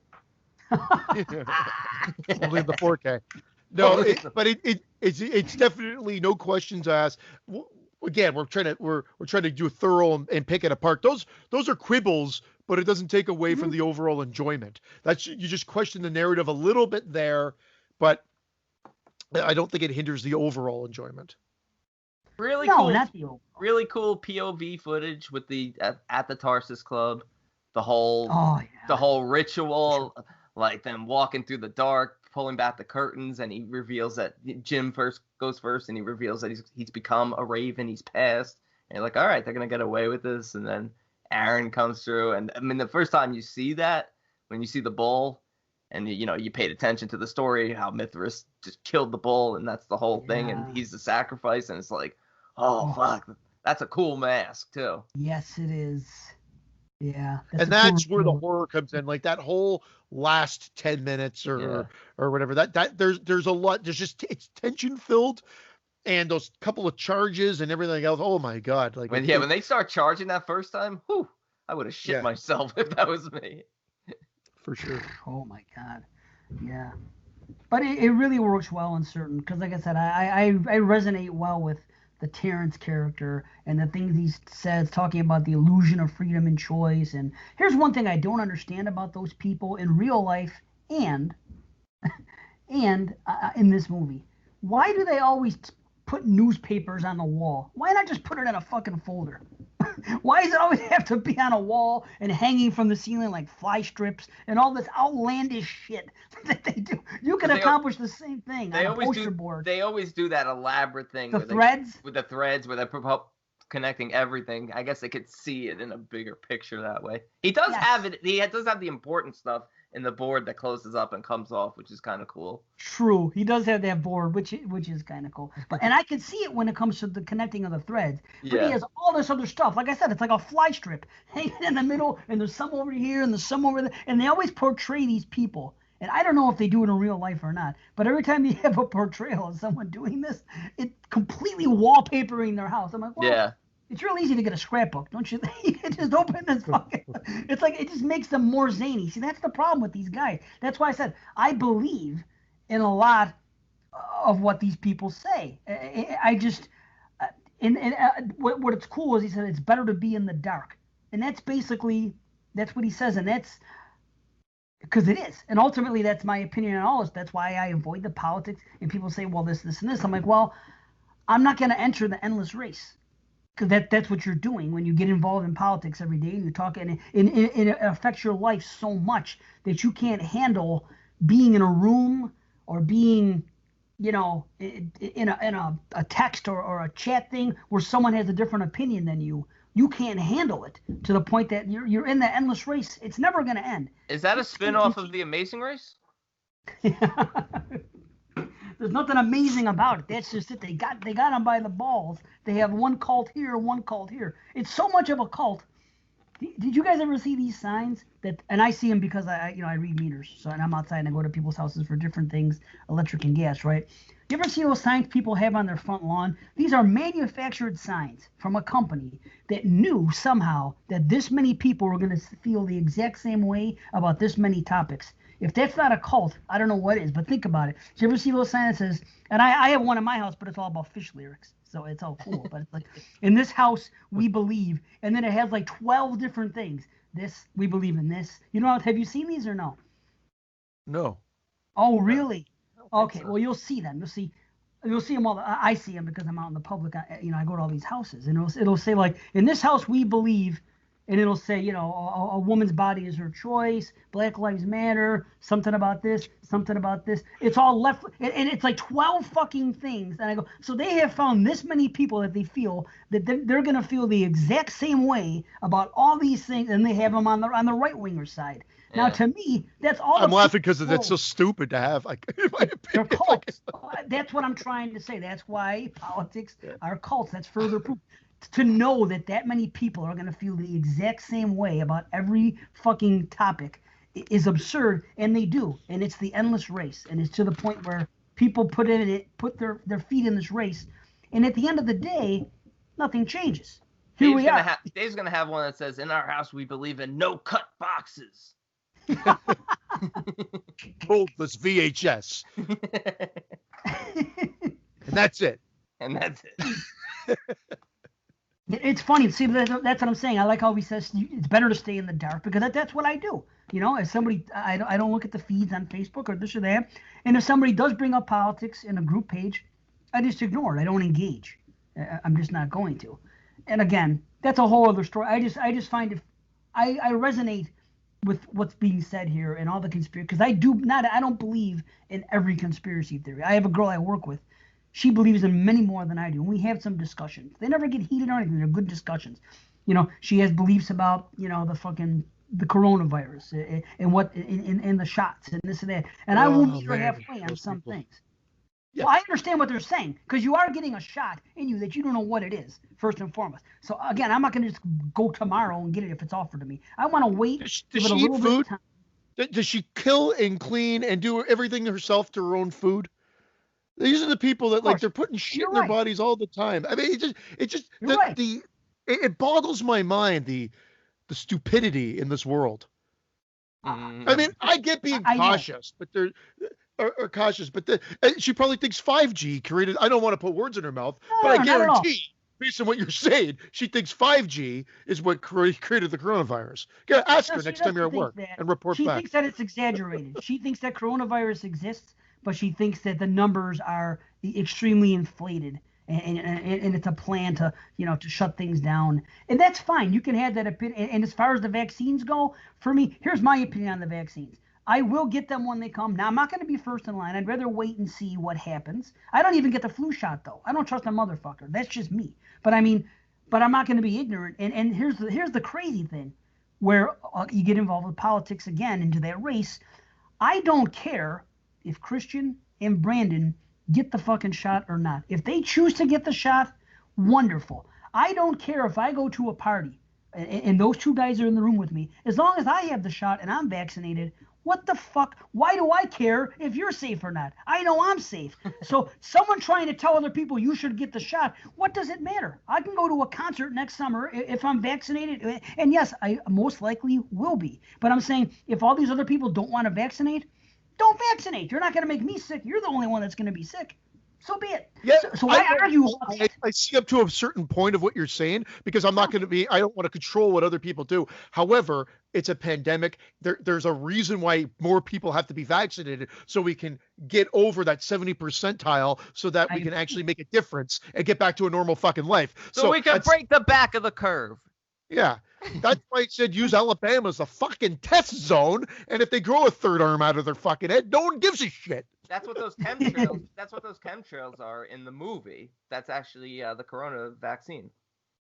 And who knows what's going to happen with the vaccine? We could get the vaccine. How do we know that the vaccine doesn't only last for 6 to 8 months? How do we know that the effects don't wear off? It's a learning progress. They don't know they don't know if it's a year, if it's 3 years. Right. They say this stuff is the stuff that we will learn. And there are people supposedly. I just hope it makes my penis bigger. Yeah, that's it. Why haven't they figured that out? In 1 year, boom, a vaccine. Less than a year. You know what? I've said this to a lot. I've actually talked to people about this before. You can get anything done. They have done face transplants. For that woman who had her face ripped off by a monkey, they do face transplants, breast implants, fucking vaginal rejuvenation. You could get calf implants, ass implants, ab implants, but they can't make your dick an inch bigger. They cannot do it. They can. I thought they did. I thought the guy was named like Dr. Stubb. I thought there's a big. They can. No, they can't. You could have whoa. Hold on a minute. There's a surgery out there. I guarantee you can get a dick if you don't have one. You could get it. Doesn't Ellen Page become Ellie? Doesn't that mean that they got a dick? You could get a dick implant, but they're not going to give you a dick implant if you have a regular dick. They're not going to. You're not. If you have a 6-inch dick, you're not. You can't conceivably get an 8-inch dick. Well, then have yours cut off and then ask for a fucking 8-inch dick. No, it's not going to work then. Can you donate it? I'm going to send it to Dave in a clamshell and have him sniff it. Oh, this one's moldy and it's cut. When I get into an accident, you can have my dick. Trust me. We have a cut cock here. Cut cock. Cut cock. No cut cock. Holy cow. Woo. I just want to send you my dick and you graph it to your forehead. That's what I want out of this whole thing. Trust me, there is no reliable surgery to make a penis bigger. Otherwise, everyone would be doing it. Maybe you're right. Can't you get shots? Don't they have penile implants? Shots? If you can make your ass bigger. No, the shots make your dick wider. Wider? What's important, homie? Don't you know that? Ask anyone. No, I know that. I'm fine with my girth. You know, I'm wider. fine with my length too. I'm just talking about it because it's like the one thing that I'm just saying you can get anything done. You can get fucking probably toe implants. I want to have fish gills on the side of my cock. Can I get those? Dave. Oh wait, I'm sorry. Dave got fish lips on the side of his dick, not fish gills. Hey, I just want a vaccine that works, and time will tell. And I'm all for it. At the end of the day, I'm all for this damn bit, and I hope it works wonders. And I hope if it does work, I hope everybody takes it. But it's still, to me, it's a wait and see. Even Alabama. Everybody at this moment, it's a wait and see approach. I can't just dive blindly into anything that quickly. I have to give it. You know, luckily for me, I don't go anywhere anyway. So it's okay. And the fact that I don't have to go to weddings anymore and this and that shit's wonderful. I mean. Now, are you going to choose which vaccine you get based on the cover art of the box? Like Moderna versus Pfizer? Are you going to look at their cover art and read reviews, what other people are saying? Go on Letterboxd, see which one Jason Smith just got. See what he gives it. Are there people sniffing the vaccine videos out there? Pfizer smells a little bit. I'm doing the Pfizer. Pfizer smells much. Do they have them? Do they have videos, like reaction videos, or people that just got back from vaccines to talk about it? They must. You would think that's gotta be. If not, I'm gonna put one up. I'll tell you right now. I'll be the first. I believe Jason actually did just get his vaccine. Nice. Best of luck. I hear the first one's a breeze, and the second one is more like a shot. It makes you a little bit nauseous and sick the next. Yeah, I've spoken to some people who were a little bit nervous about the second one because that's when you get, the side effects. But you get, I mean, look, not that I know 100%, but you get side effects. I get the flu shot. You can get side effects. I feel like shit for 3 days. I feel like shit for 3 Yeah. days after I get the flu shot. I'm like, why did I get this fucking shot for 3 days? I feel like shit. My arm is killing me. I feel like I have the flu because they just injected me with the flu. That's what will happen to you when you get this one. Well, I don't guarantee anything because this would be false information. But if Brandon gets the shot, the corona shot, his hair will just slick right back. It'll like instantaneous side effect. Woo, just slick right back into a beautiful. No, it's all gonna fall out. I'm gonna look like Paul Schaefer if I shot. I'm just completely fucking a cue ball. Like that shot works great. Awesome. Man. The conspiracy. I mean, you wanted to talk about. Oh yeah, we didn't give ratings for it, did we? No. Here's a question. How did they get separated? That's a problem I had with the movie. They're in line side by side together. Right? Somehow Jim gets to the front of the line. I don't understand. He's like 20 people ahead of Aaron. That didn't make sense either. Yeah. I think you know what I think it is, and it happens very quickly, but I think it's Aaron hangs back because he sees Tucker come. And he sees Tucker talking to the guy. I think he's standing off to the side, like, what the fuck? Because he sees does say that. Yeah, so right. I think Jim might not be with him at that point. Jim might be moving forward in line. Okay. But I like that he really drew attention. He's like, I just got to talk to my friend real quick. Get back in line, or we'll call security, brother. No offense, brother. Brother. That doesn't work for me, brother. Yes. That's awesome. How about the secret handshake? It's like just a fucking handshake. It's like a handshake. Yeah. I like that. I love that. Great. Yeah, that's a how great it got scene. started. I'd be worried about it the whole time. Am I doing this right? Tickle the balls. Yeah. Man. What the hell are you doing, brother? Stop tickling my balls, brother. Let me tell you something, brother. Your life has just turned on the great pivot, brother. Amazing. Why do I feel like Dave would like to be part of this society? No, far from it. I just want a mask. I want a mask and a dagger to put on display. No, I want to be off the grid. I want to be on the off the grid society, if anything. Only thing is I couldn't because I'm so addicted to movies. What would I do with myself? You'd like to live in that society in Alberta that he was going to go up to. The one that was like going to... that sounds great, except the Alberta part.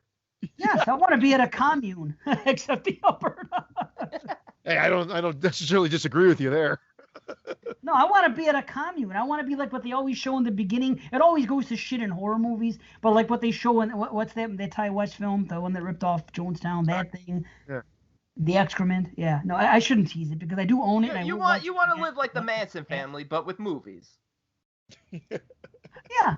But and not killing anyone. And not killing. Yeah. No murder in movies. Family.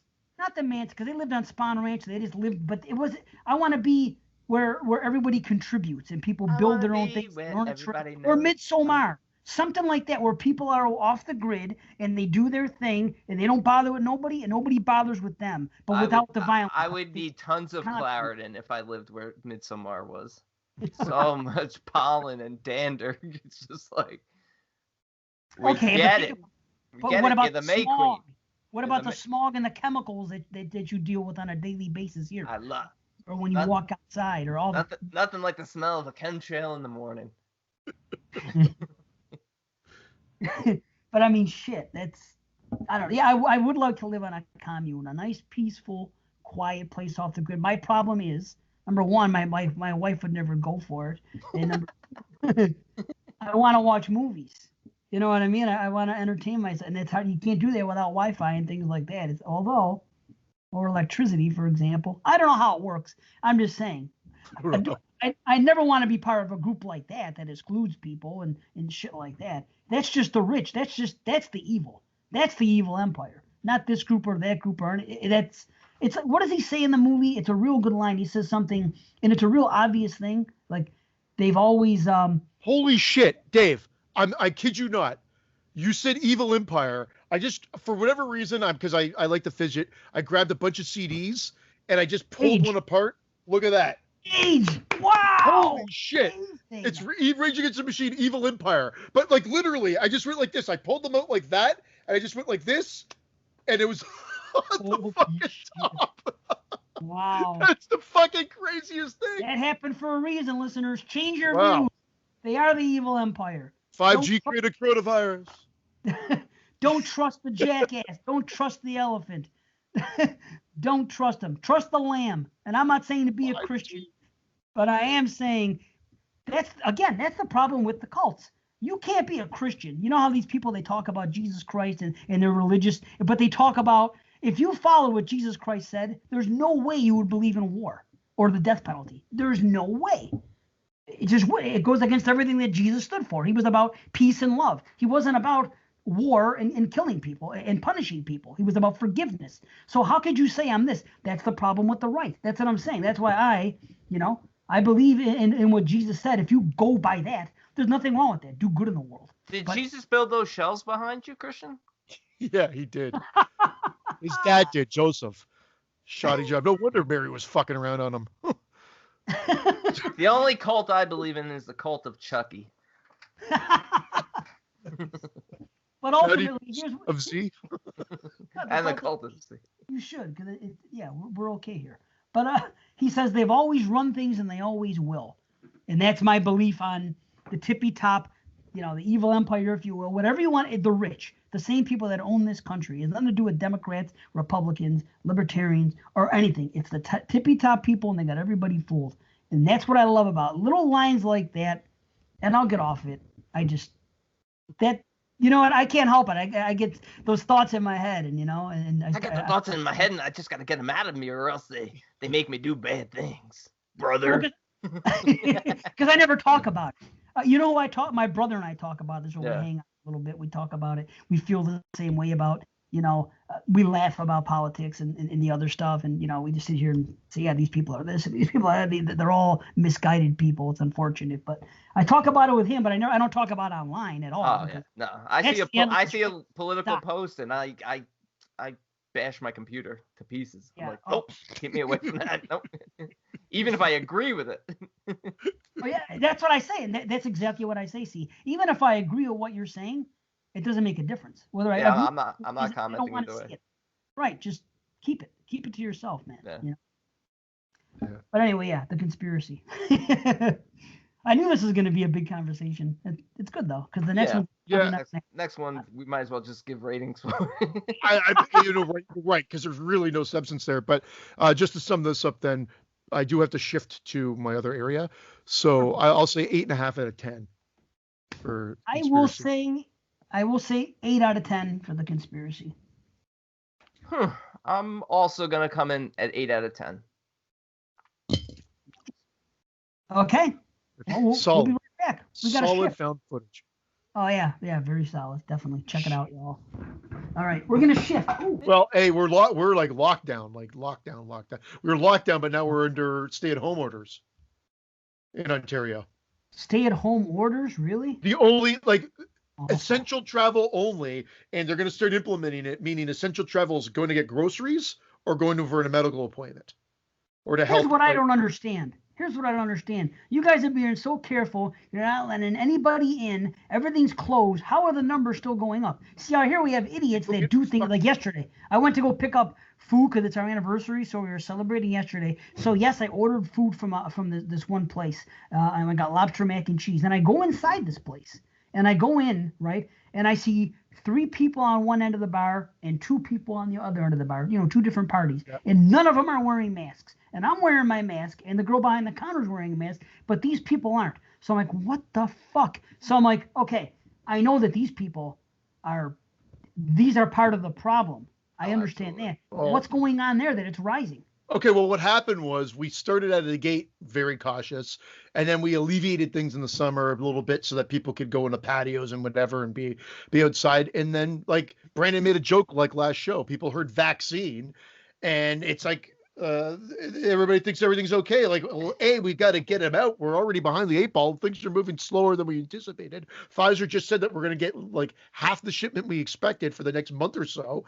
And so no one's going to be fully vaccinated until about September range, or the option to be fully vaccinated by September range. So it doesn't mean we won't have the option before then, but most likely our option will be July, August. So that's a long time away still. And so we went into lockdown, and that'd be like over the holidays, and then or I guess Boxing Day right after Christmas. And then we went into stay-at-home orders now.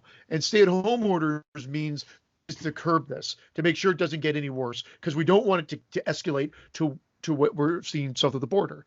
But it's not happening. We do get yahoos. People are wearing masks. We got some non-mask wearers, the usual yahoos, or people that have to do it because of medical issues and whatever. But for the most part, people are being respectful of that, but they're still going out. There's just no bars open now and everything. So it's like we've cut that option out for people. Should we tell Christian he's been on mute this whole time? I don't give a fuck. You should know this by now. I just want to hear myself talk. Christian, what does that writing say in the background? What writing? Oh, We the North? Oh, We the North. Okay, I couldn't. We the North, and then there's some posters and whatever. That's a Raptors thing. If you're talking about over here. Yeah. I saw the W and the and I'm like. I would have thought it would have been white. 5G created the coronavirus. It's one of the things that we believe in at our house. It's one of our top 12 things that Dave was bringing up earlier. I don't know why I'm on this 5G thing, but I went down the rabbit hole of seeing what people were thinking, and at the beginning of this, it was like 5G was the cause of the coronavirus, and I started laughing my head off, and I had a girl at work that thoroughly believed it. I'm like, just because a video was made of it doesn't mean it's true. It's just one too many G at this point. Yeah, 4G was the best because it sounded like orgy. Yeah. Living in a 4G wonderland, or an orgy wonderland. Either way. Anyway, we're back. We're back for sure. What was I? Oh, Jesus. So that's what. That's where the fucking sun went. The sun's at Christian's house. Jesus. My God. Woo. Look at that. Was nuts. Is that the Northern Lights? You're brighter than. I'm out of the dungeon. They let me out. This is what it's He's like even up brighter here. than Brandon now. I can't believe it. Wow. Jeez. No, okay. Speaking of conspiracies and what you said about the 4G or the 5G, what you said last time about me was taken wrong about the About sleep. what? I'm sorry. About Sorry. me and the sleep discussion. I didn't say the more sleep you get, the older you get. That's an oxymoron. Sleep is great for you. I said that people that nap, because let's say you go to bed at night and you only sleep 4 or 5 hours and you get up and go to work and then you come home from work and then you nap and you sleep an hour or two then. That is what ages you. Not that you're getting an extra 2 hours sleep. If I sleep 8 hours tonight, for example, and I wake up tomorrow, and I sleep some more maybe later on, either way, more sleep isn't necessarily bad, but when you're breaking up the required sleep your body needs a minimum 7 hours. When you're breaking that up, that's what ages you. And that's why you see it. That's why you see old folks fall asleep, because they're freaking beat down and tired. I also like to talk in extremes, so it's not that I took you wrong. It's just I knew it'd get a reaction out of you. I know that, but people were saying things in the group page about me and my opinion on sleep and how, people are thinking that I said more sleep is going to make you old. No, that's ridiculous. I would never say more sleep is going to make you old. I'm a fan. Water and sleep are the fountain of youth. I've been saying this for freaking 20 years, and I will stick to it. Drink as much water as you can and get a good night's sleep every night. That is what is good for health. See, and the other thing he keeps saying is that 5G created the coronavirus. I knew I heard it from somewhere, and I wasn't sure where. It was me. Okay, round 2. I didn't say anything. A nuclear bomb just went off in Canada outside of Christian's house. Jesus! And that's with drapes. I look forward to aging right after this show. I never want to age, not for a second. Please don't even say it. Okay, I got news for you guys. I have a message sent to us from Shelby.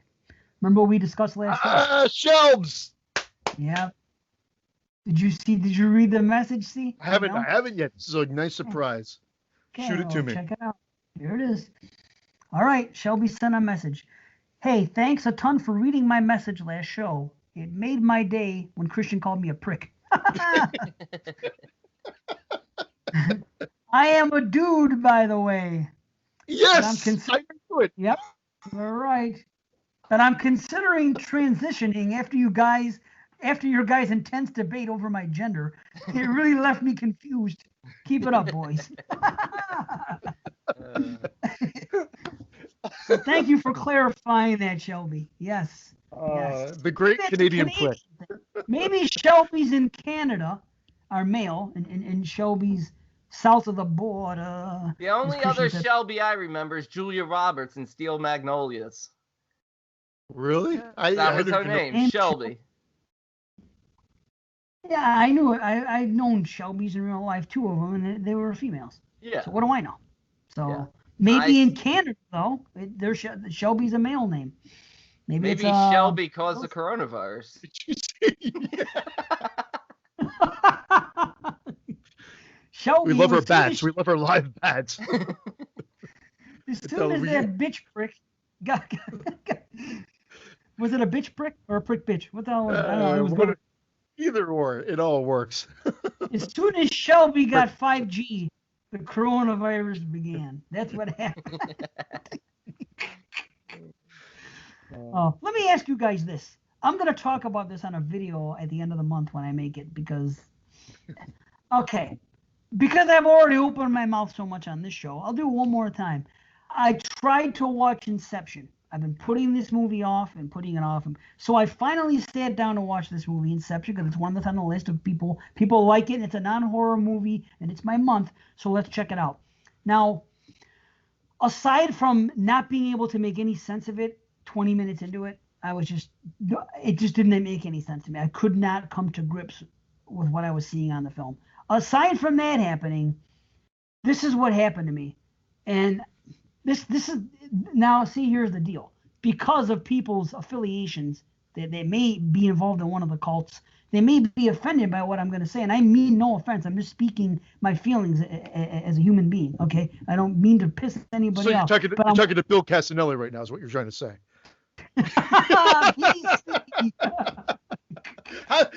Let's face it. With Jason Lloyd not in the group, it's only got to be BC. No. Hold on.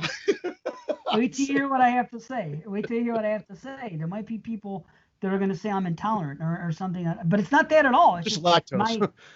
It's not that. That I am. So I'm watching the movie and I'm confused as it is. Now, who should show up on my screen in this movie? Here's this is what happens to me. Is Ellen Page. Now Elliot Page. Now here's the deal. I don't know about you guys. I'm a real horn dog. So if I'm into a female, I get distracted sometimes. They come on my screen and I'm watching them. Man, this chick is beautiful. I'm so into her. I wish someone like this in real life existed. I just get wrapped up in some beautiful women sometimes on the screen as characters. Yeah, you're gay. So now you want to bang a dude. That's what it is. Yeah. It has nothing to do with me. I take no offense. No offense. You could be gay. It has nothing to do with me. But now she shows up on my screen as a female in this movie, and I'm like, there she is. And then about 30 seconds later, it occurs to me, oh, wait a minute. This person decided they want to be a male now. They have their thing. They have a penis. Whatever they did, they transitioned. So now I don't feel weird about being that attracted to them because what do I care? That they were born a female. There they are. I'm attracted to them. It's natural for me. Even if, whatever it is, even if I was a gay man and it was a man, it's natural for me to be attracted to that. Bottom line is, because that person had that surgery. What? So I had a horrible analogy, but go ahead, you first. I got to hear this thought. I'm just saying, because that surgery happened and this person made that decision to become a man, I feel like I'm uncomfortable with the attraction because I know that they don't want me to be attracted to them in a way. It just made me feel uncomfortable in a strange way. Like, is it weird that I'm attracted to them now? Knowing were that you attracted they don't to want Anna to be Nicole attracted Smith? to them. Were you attracted to Anna? Oh, now you've changed. wait. Okay, I got it. Because now my analogy won't work. Because you were attracted to her, right? In a way, yeah, sure I was. Okay, well she's dead now. So like, I mean, that's where I was going. Like, to a lot of girls that are dead. Yeah, exactly. They're so way more attracted. They do a lot less complaining. But I get what you're saying. Your actual point was that you feel uncomfortable because of her decision is that she doesn't want you to be attracted to her. Basically, not as a female. Like, maybe she wasn't as confused at that. Now I just said that wrong. But maybe she didn't know what she wanted at that particular point in time. Maybe obviously it was within her, but she didn't know how to deal with it. And now you're talking 10 years later. It the decision was made. She finally sprouted it. What? You see a 10-year difference there. So at that time, she probably hadn't come to terms with it. She knew she was gay, and she didn't really know what else was happening. Talk about sporting some hard candy. That's hard. Awesome. I was gonna keep my mouth shut just so you do this. But it's tough to deal with. Like, I'm watching it and I'm like, man, I'm fantasizing about making love to this woman. Making love! And then I'm like, oh, wait a minute. This isn't a woman anymore. If I saw them walk in the street, it's a guy now. And I have no fear of homosexuality or anything. It has nothing to do with phobia or any of that shit. I don't care who's gay and who's not or who's done what. It doesn't matter to me. But my personal feelings, being attracted to someone like that who's done that, it's just a weird thing to deal with, and it became so distracting that I couldn't watch the movie. No, there was two reasons I couldn't watch the movie. Number one, it made no sense and I was confused and it was frustrating. And then when she came on the screen, and then I went down that rabbit hole in my brain of my mind going on that, I'm like, well, I can't watch the movie anymore. Some people are going to say, some of these extremists are going to say, oh, you can't say that and this and that. What? You have to be tolerant. It's not that. I'm just telling you my personal opinion. I don't care that he's like, what the hell's going on? All I know is I want to make love to a dude. What's going on? that's like when I liked the show Hercules, but then I see all these stupid tweets that Kevin Sorbo puts out, and I'm like, I can't believe you think like that. I can't like that show anymore. See, I don't know who these people are, so that you got to be like me. Don't listen to what people say about that. He just puts out asinine tweets that I just think are absolutely ridiculous. That thought Trump. processes. Well, it's along the same lines, but I think I don't even know if Trump would actually say these things. Wow. That's how stupid they are. Wow. Now you're really saying something. That's crazy. Yeah. But is this the real Kevin Sorbo? Yeah. Maybe it's Trump. Maybe it's Mark Nato. I don't even think of it as Herc. I think of it as Mark Nato. Soul Surfer. Or the uncle in Soul Surfer. That's how I look at Kevin Sorbo. Why is Kevin Sorbo even coming up? The uncle in Soul Surfer. I don't even know who these people are. The actor, the movie. He played Hercules on the TV show. Kevin Sorbo. He's the actor. I didn't even know there was a Hercules TV show. You would know him if you saw him. Maybe. Actually, you wouldn't. He looks like he looked like he lost like 1,000 pounds. Wow. Well, I don't know what we're supposed to say now. No, I just wanted to know. Buck up, Dave. Buck up. Yeah. Do you understand where I'm coming from? Do I sound like I'm somebody that's like intolerant? But when it's an interesting point. I never would have thought of that. Oh, really? I don't. But your mind does things that other people's minds don't do. Because I would just have watched the movie and been like, I don't even know if that thought process would have come in my head, which is very interesting. But now that you've put that in my head, I don't think it would make a difference. I'd watch the movie and not have an issue with it. Yeah, I'm still gonna be attracted to her when she was a female in her female roles. I can't help. I'll probably still be attracted to her in her male roles. I'm attracted to Bruce Jenner. Oh, stop it. Why? Because she doesn't look attractive to me. I could care less what they were before. Yeah, I can't. I've seen plenty of drag queens that I thought were hot women. I can't keep my Wheaties down every time I see her. That doesn't make sense to me. What? He was on a Wheaties box. I don't even know why we're talking about this. I don't forget. I just wanted to get your guys' opinion on that, and I can't talk about it anywhere else but here.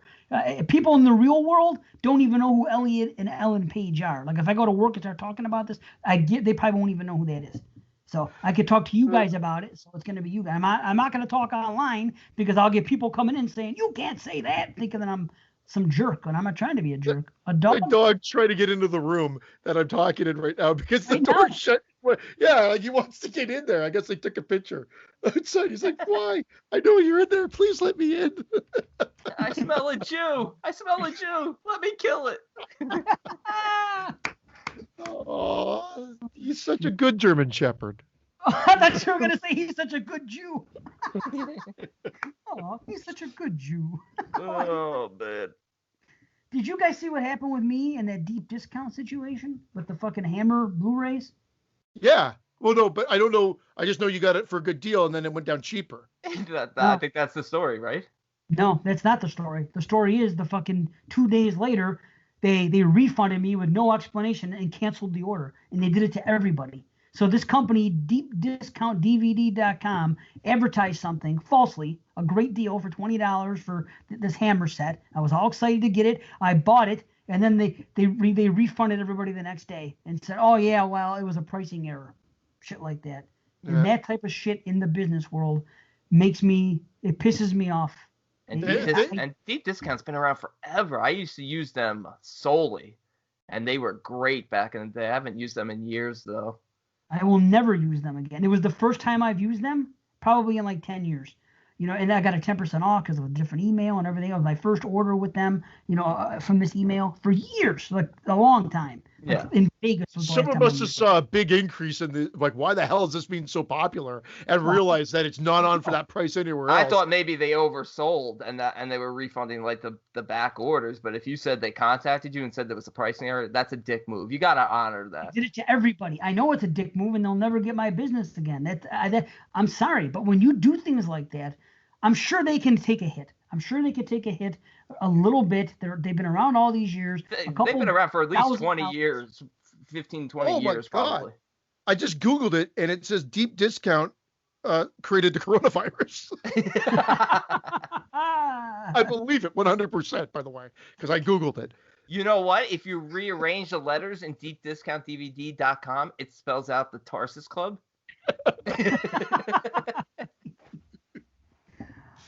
It's crazy, all these facts that are coming out of the show today. Yeah, well, yeah. Dave can't jerk off to Elliot Page. Unbelievable. Oh, I got a good Wheel of Fortune before and after. Chris Elliott Page. Now, come on. Chris? Wheel of Fortune? Why is it Chris? Oh, I got it. Chris Elliott. I forgot how that game works. Okay, yeah. I forgot how that game works. That's right. Well, that's modern day. Back when I used to watch Wheel of Fortune, they didn't have that as a So they're shopping those little things that would turn around and go, I'll take that couch for $500. I was literally just about to ask you, do you remember when they used to like pan through all the shitty stuff? Like, give me the toaster, give me the couch. Oh.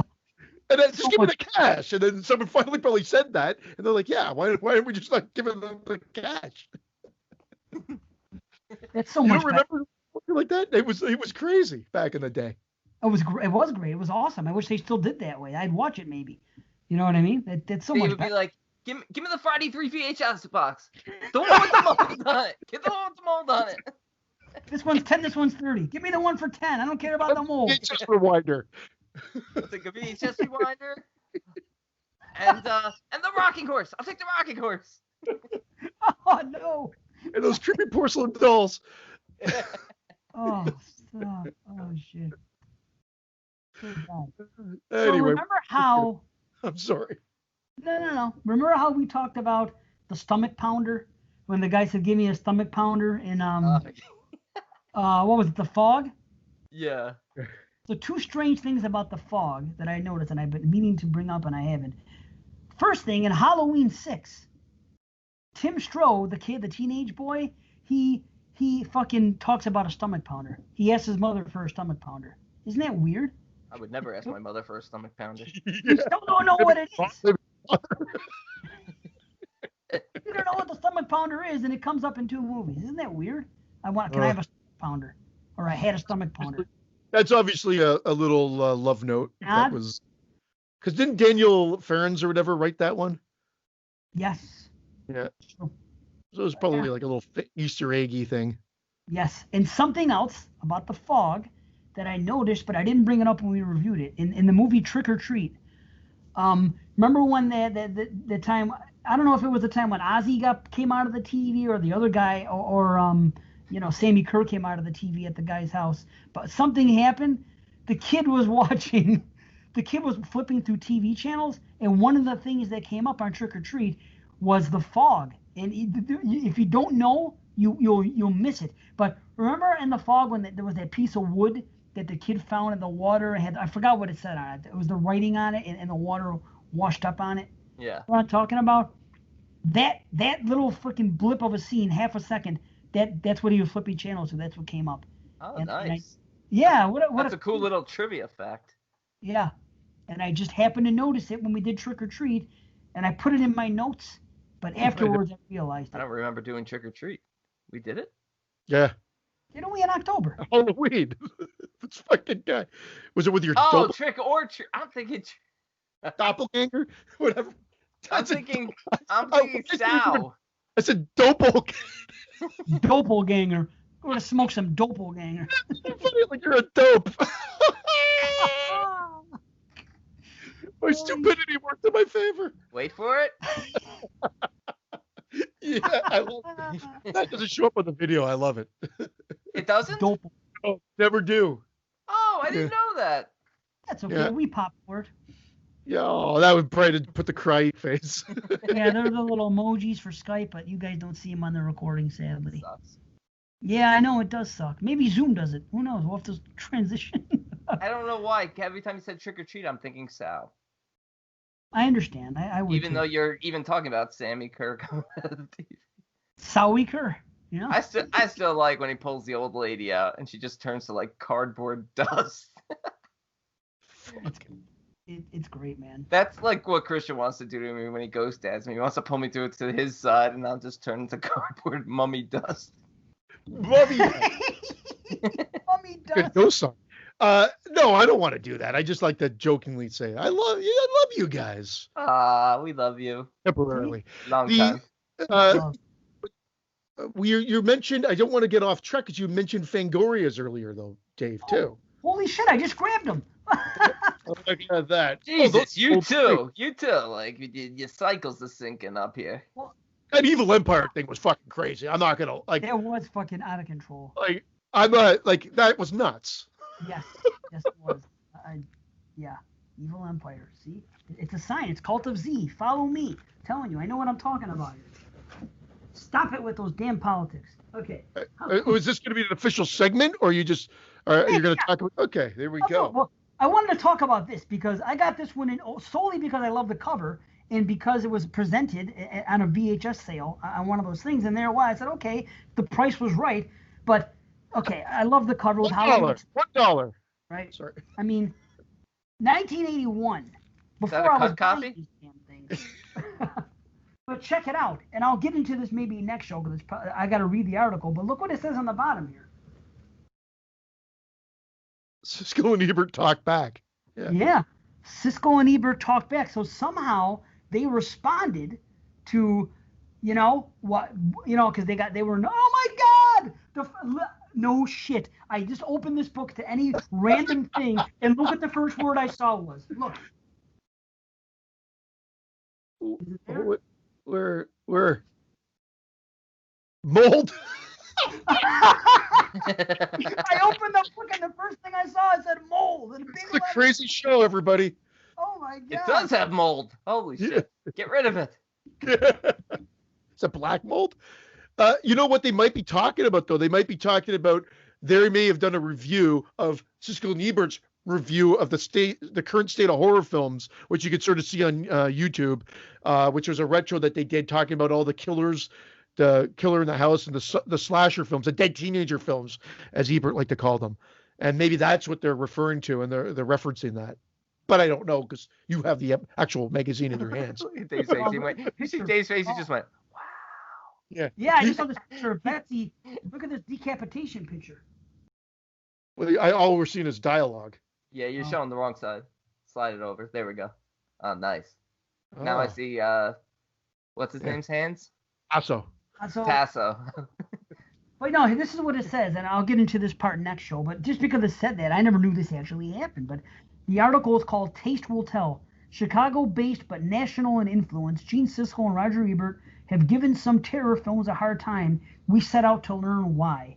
So apparently there's a whole discussion about this. And I'll read it and we'll discuss it more next show. But I don't know if they defend what they said or whatever, but there's more to it. So that's pretty cool. We'll see though. All right. But as far as Living Dead Veil, there, see? The Postal Zone. There it is. Yeah. Bring it back, G. All right, we'll see what's in here. All right. I haven't read any of this, so who knows? Okay. Dear Fangoria, I just read issue 13 that your magazine was trashed by a teacher. And I'm writing to tell you that not all teachers consider your mag trash. Just this year, I used your magazine as a visual aid in a speech. My teacher became quite interested in the issue and after class asked if he could read it. Weeks later, I bought a new issue of Fangoria to school. My teacher again asked if he could read it. With the right teachers, reading your mag in school is just fine. That's one guy, Ed Edgel. Okay, now here's another one. Dear Fangoria, I had to chuckle at Brian Carbonneau's letter at number 13. I had a similar problem, only on the other side of the fence. I too took my Fangs and Starlog to school, but was accused of being weird by some of my students and some parents. However, these mags were the only ones anyone would pick up. And if that gets kids to read, it's okay by me. I happen to be a great fan of horror and sci-fi, and my kids and their parents will just have to live with it. These conservative teachers don't know what they're missing. An English teacher, Carlsbad, New Mexico. Wow. You know what, Dave, you read those, and I actually think I'm so geeky that I actually remember, I'm almost positive I remember the letter that they're referring to in that other magazine where it was a teacher complaining, or it was a kid saying that the teacher took the reading material away, and the Fangoria response was like, why would you consider yourself a teacher by not promoting reading? That was actually the response. I remember that. Wow. So it's funny because I guess that's other people have read that and that was their take. It's interesting. Boy, I'm a geek that I actually remember a fucking letter. That's awesome. That's great memories. So be it. Be a geek. That's great memories of stuff you read once upon a time when your relationship was budding with freaking horror. It's awesome. Yeah. I can't believe you had a magazine that old. Number 13. You had something in 80 and 81. That I bought later. Not. He remembers this because he bought it yesterday and read it. You still have them? No, remember again. He sold them to Clive Barker. Remember? Exactly. Now buy them for 10 times what they're worth.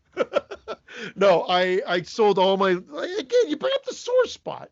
That and my Laserdisc collection, which I wish I had back, were all sold on eBay back in the early 2000s.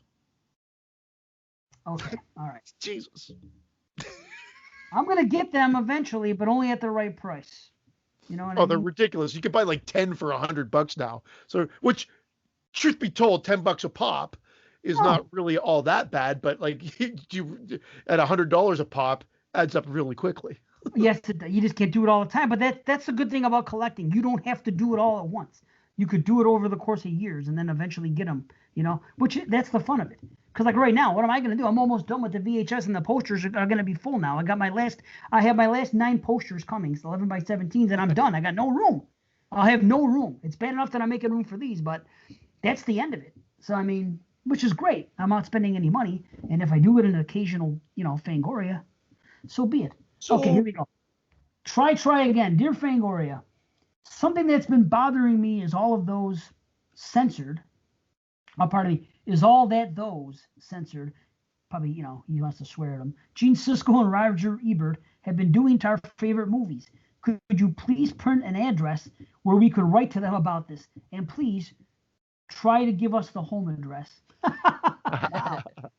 From George, I'll give his address. George Gower, 19. No, I won't give it at all. Okay. Look, it's still there. You never know. Dead. You might be. Court Gower. Okay, we'll look Court him up. Psyops? Yeah, Court Psyops wrote this, 1980. Sorry we censored your letter, but since the talented two are the guests of this issue, we decided to call a moratorium on the name calling. We ran the address of Gene Siskel's newspaper office some time ago, but Siskel said he never got any letters, not even ours. He also said he never heard of Fangoria. We all know that's impossible. Anyway, we have to ask everybody to write again, whether you love them or hate them. This time to Siskel and or Ebert in care of Fangoria. All the letters we receive will be sent on to the esteemed critics by registered mail. At this point, we have a still small voice in the back of our heads. Hey, how about a letter about movies, you dolt? Okay. All right. So, isn't that something, though? People back then had a big response to Siskel and Ebert, and I didn't know that it happened. You know what I mean? We hear about it now. But, because you get one letter written in a magazine that you may have not even read, as opposed to hearing everybody's fucking waking thought on the internet nowadays.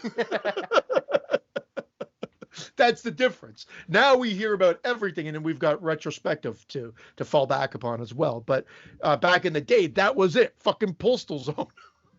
Isn't that crazy? Wow. Could you imagine like being there for all that and being so excited? All these slashers and horror movies are budding in 80 and 81. Things are going crazy. And then these freaking guys come on and trash it. And there you are. And what can you say? And again, it's like I was telling my daughter about the magazine. This is all we had. Fangoria. I go, this is what we had. We had the video eye of Dr. Cyclops to find out what was coming out that month, the video. We had the book thing. I know, I loved that section. Oh, it was great. I used to yell back at the TV. I go, stick your 2 thumbs up your asses, Siskel and Ebert. The only people that heard it were my mom and dad. They weren't on my side. But that's just it. That's all they had. We had Fangoria. And how exciting was that? And then when Gorezone came out. And then, we had the video store. And I told her, I go, there was no like it is. And it's funny because, see, I love this girl. She said she thinks that would be more exciting. I was talking to her about now, as soon as a movie's cast, you hear about this is coming out, or this movie, or this. I go, back then we would walk in the video, and if we didn't know about it from Fangoria, we didn't know, and they didn't cover all these direct-to-video freaking movies. We would walk in the video store, look on the shelf, and there would be a movie. You know what I mean? Some movie that we never heard of before. Look at this. Look at the box and the excitement. And I go, we would spend 3 hours in the video store. This looks like shit. I ain't watching it. It was the name. Again, it was the name. What is this, a comedy? I'm not watching it. It sounded like something like the Count on Sesame Street would be saying. Ah, Fright Night. I don't know. This rhymes. I'll watch this in 40 years. Back on the shelf. Something about rhymes. Slaughter High. Slaughter High. Let's get this for the 5th time. Something about rhymes that always cheapens the movie. When a movie has a name like that, like Crime Time or whatever the hell they did, Crime Times. There's movies like that. When I see that they rhyme, it just seems like too hokey for me for a title. I don't know. It's just the way I don't know. It just seems kiddie, you know. You're kitty. That kind of kitty would be all right. That will be your production name for our movie. Stolen Kitty Production. Stolen Kitty Productions. Or Stolen Cat. What are the two? Good one. No, that's awesome. I'll sign off on that. It's funny. It is funny. Okay, I'll read one more. We'll save it. We'll do a couple of show, you know. So here's one. A letter about movies. Okay.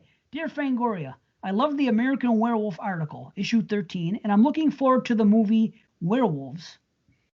No, I'm sorry. Hold on. And I'm looking forward to the movie. Hold on. Period. Werewolves are my favorite monsters. It's about time someone started doing them justice. I disagree with Landis on the Howling's werewolves, though. To me, those are the best looking werewolves. They are not people with fur pasted to their faces, nor are they actual animals. They are true werewolves, wolf-like men, combining wolf and human characteristics, which is what makes them supernatural. Who wants to see a regular wolf on all fours? While on the subject of werewolves, how about an article on the werewolf of Spain, Paul Naschy? Okay. Interesting. Bipedal versus whatever you thought. You were more of a fan of the American Werewolf style, were you not, Dave? Weren't you talking about that last episode? You like the all fours? The thing is this, and I'm caught in the middle because I like them both. Wait till a 3-legged werewolf film comes out. He's gonna be fucking in heaven. I like Well-hung Werewolf of London. No, the thing is, I said it before, and I'll probably say it again.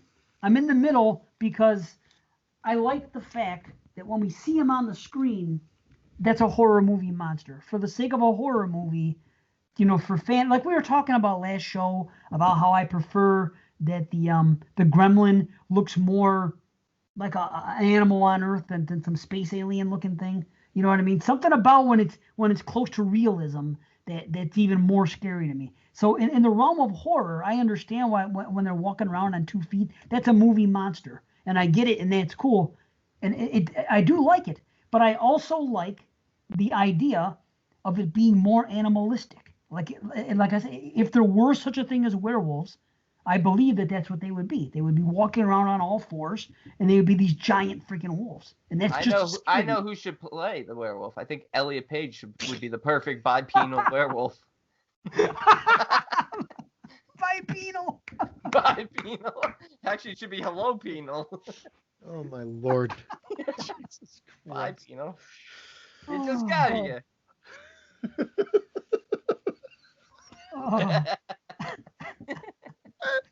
That was I don't know why that was my favorite joke. Bipedal. I just got it.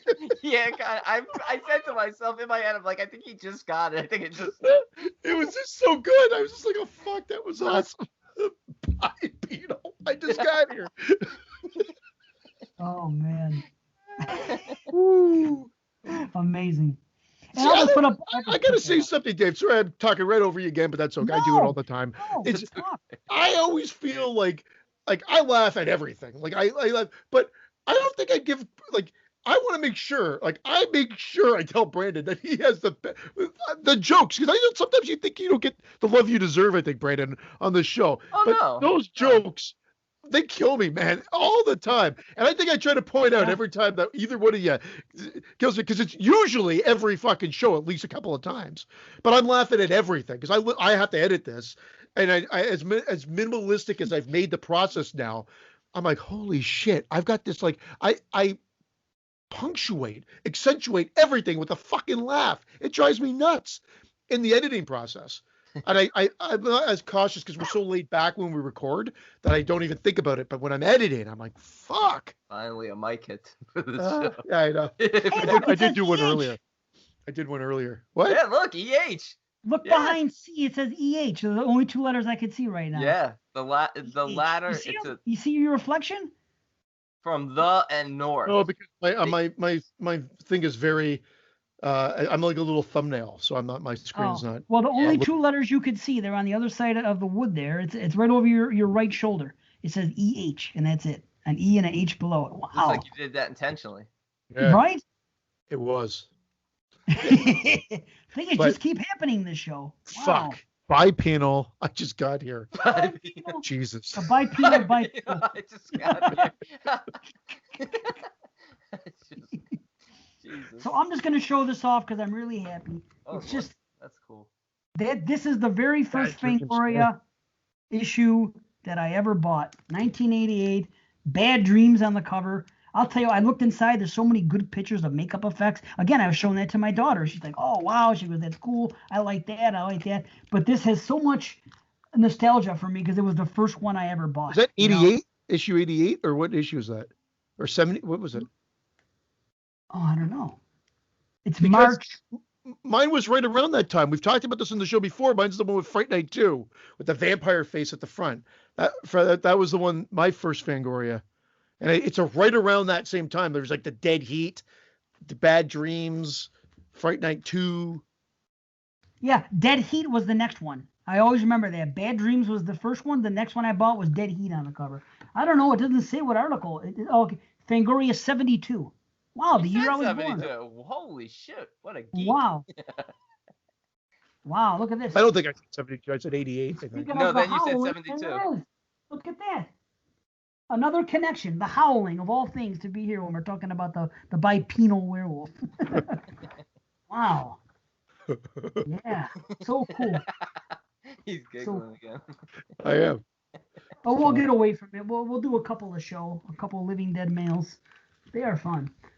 It's just fun to get a peek into that time, and because again, that's all we had. And again, my daughter was like, "That does sound like more fun." If you first, she's like, she goes, 3 hours. You were in the freaking rental store for 3 hours? I said, yeah. I go, it was the experience. We would walk around, look at the front of the box, the back of the box, have discussions. We go to the new release section for a while. We always come back to the horror. It was like a ritual thing. We kept doing the same thing, and it was just so much fun. I still have dreams occasionally, no joke, about being in a video store. Oh, man. Amazing. I remember being the ones that I remember the most, obviously, it's the ones when you're really young, and I'd go in and I would see like the Happy Birthday to Me or the Maniac poster, because they had those up. It was a family store, but yet they had the Maniac poster. I warned you not to go tonight. And, wow.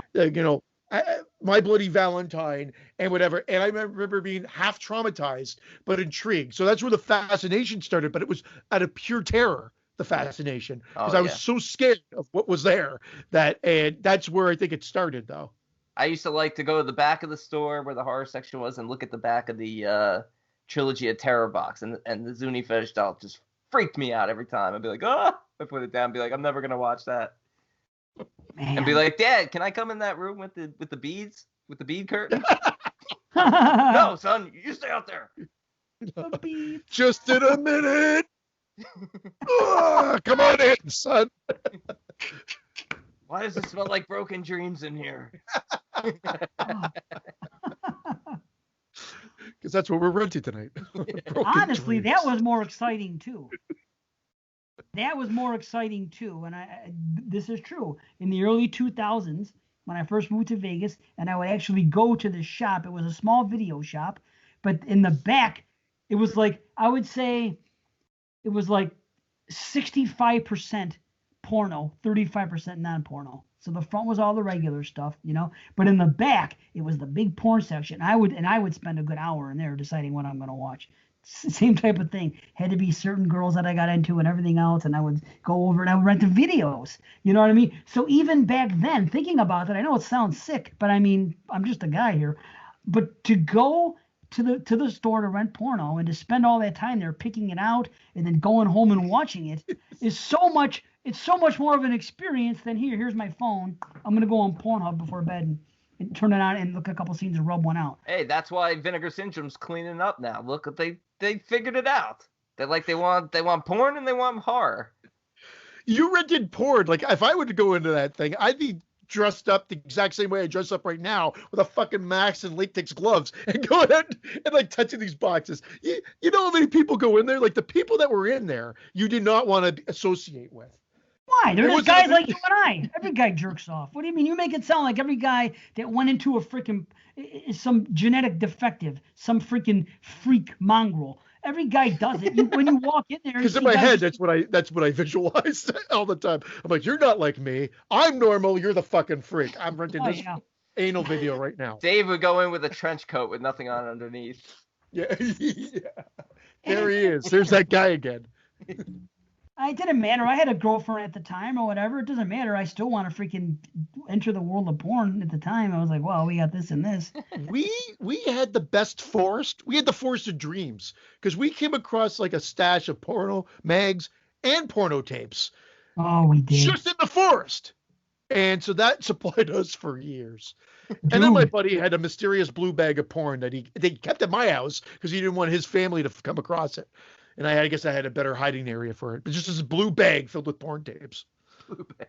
See, it's almost a rite of passage. I remember somebody would have a porno magazine out in a field somewhere in the woods where kids would hang out, and they would bury it under something, and different kids would come and look at it. It was such a rush just to see naked women. I remember, I'll never forget this.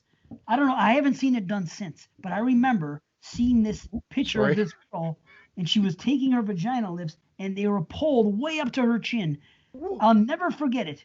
And I've only seen it in a magazine one time. It was just one picture of it, and I haven't looked for it since. Cosmo.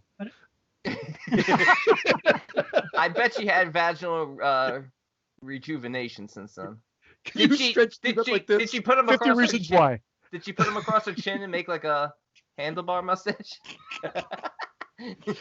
I don't know, but I still remember it being folded up under in the dirt under a rock and going there to look at it and unfolding it in just a couple pages, and kids would look at it and they put it back. That's something now that kids will never have. You know what? And you know what I had? I had National Geographic. And I kid you not, I don't want to admit it now. I hate to admit it. Well, I do want to admit it now. I am admitting it now. I would open up the magazine, and if there's like tribe women in there, that was my first exposure. I'm serious. It's horrible to say, but that's not horrible. That's where. It's just funny. Like, did you ever see Porky's too? Right through the nose. I mean, I don't know, but like, if there's something about it because they were topless, and I'm like, I never saw white women running around like that. So, yeah, I didn't think of it like at the time. I don't like. It was just that was what I had. My dad had National Geographic. So I'm like, there's nude pictures in these. Wow, amazing, huh? I remember. Don't you remember they did that in Porky's too? The next day he wakes up after he gets laid, Pee-wee, and he's talking to so he's trying to get hard because he wants to masturbate, and he's going Marilyn Monroe, and he's talking about different girls and stuff, and nothing's working, and he got laid the night before for the first time, and I guess he wanted to masturbate in the morning, and then he took out a National Geographic, and that's how he got. Shit. I didn't know, and I've seen that movie, but I don't remember that. Sure. That's hilarious. Yeah. Yep. I'm like Pee-wee in more ways than one. Yeah, you are Pee-wee. I'm like meat. That'd be a fun trilogy to cover. Porky's 2 the next day, and Porky's Revenge. I am shocked that hasn't been remade. I know Stern had the rights for a bit, or was trying to acquire the rights. But with all these remakes coming out, I am shocked that no one's touched Porky's, and I don't know if they could now. Again, you never can't look at girls naked now through a hole. Well, I mean, again, that because of the culture now, I don't think you can make the movie. However, there's something to be said about movies that go against the grain that kind of end up being that kind of squeak through and can kind of do it as a commentary. I don't know. Maybe you can get away with it that way. But you're right. I guess you couldn't stick your dick into a hole and have like a teacher with a big mole pole on it on the other side, like you could back in the good old 80s. I remember the penis. It had a mole on it. The dick had a mole on it. Sorry, not. Maybe she had a mole on it too. I don't know. It was a lot of moles. She said that the dick, Tommy Turner. She said that she'd be able to pick it out in a lineup because it had a fucking mole. It would be like Christmas Evil, where it was totally a white person, but all the Santas they had up on stage were like black Santas, and the dick up, they'd be like 4 white guys and 2 black guys. She like knows what color it was. What are you throwing that in? The Asian guy, just get out of here. Didn't even make it all the way through. got stuck in the drywall. Amazing. Oh, wow, this show is off the fucking rails. Just the way I like it.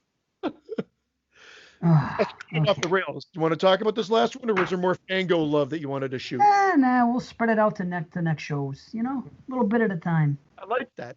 I like your version was a lot more laid back. Undead Male. What was it? Living Dead Male. Living Dead Male. Yeah, that's it. Awesome.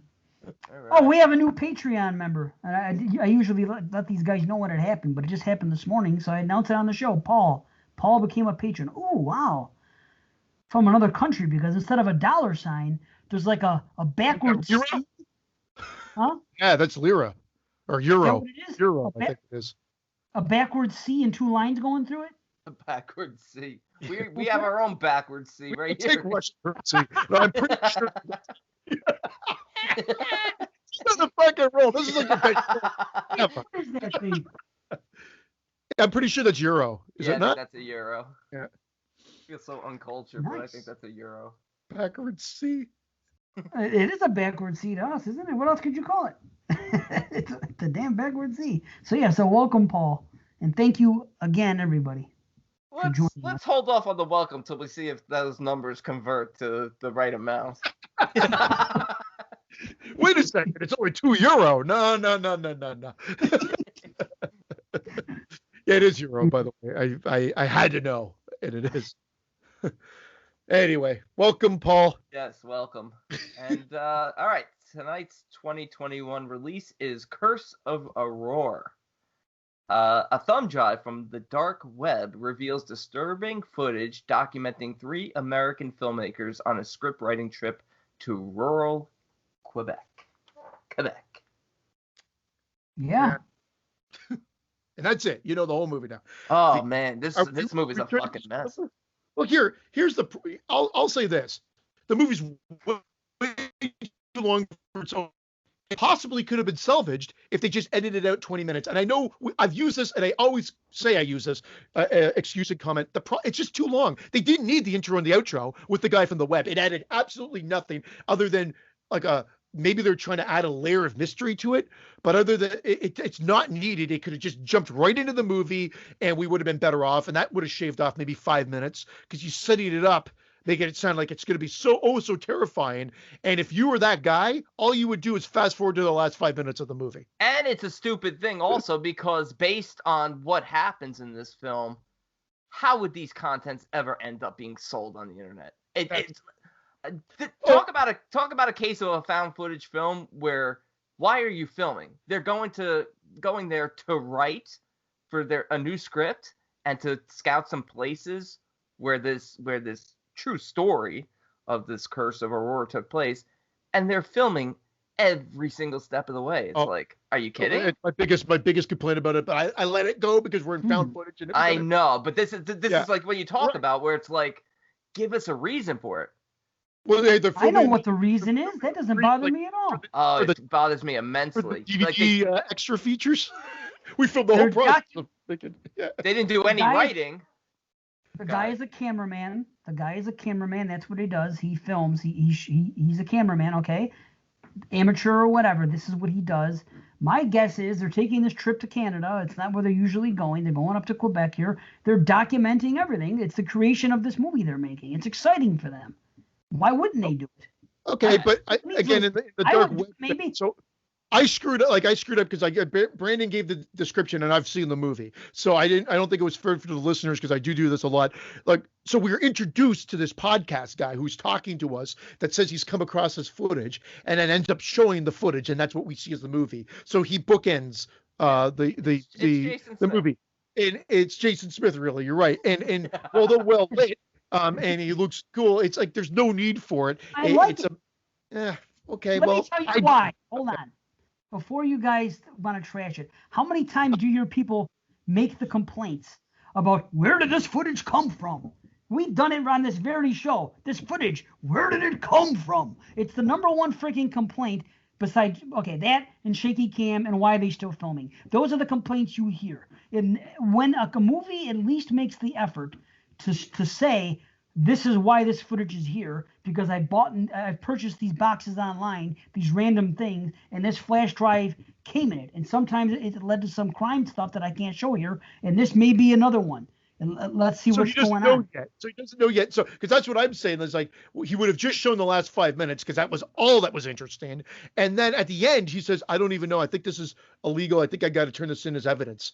I'm like, so we're all, I guess we're taking the mark as this guy is picking it out of the box live on tape, and we're going through his experience watching it as well, and then we get his experience. I don't buy it, but I guess that's the only way that could be sold. What it is. Yeah. Based on what's uncovered in that story, there's no way this stuff would have wound up in his hands. It's so far-fetched to me. Why not? I can't. Why wouldn't they? How? Who? After the ending of this film, they gathered up the stuff like eBay. I'm with Brandon. It's a weird way. I would have rather just them jump into it and we're just experiencing it like a found footage movie. Yeah. However, the downfall is nothing remotely next to interesting happens in the first hour of the movie. It's a lot of padding. They're not that interesting, these people. I find the acting's okay though. Yeah, it's realistic to me. Awesome.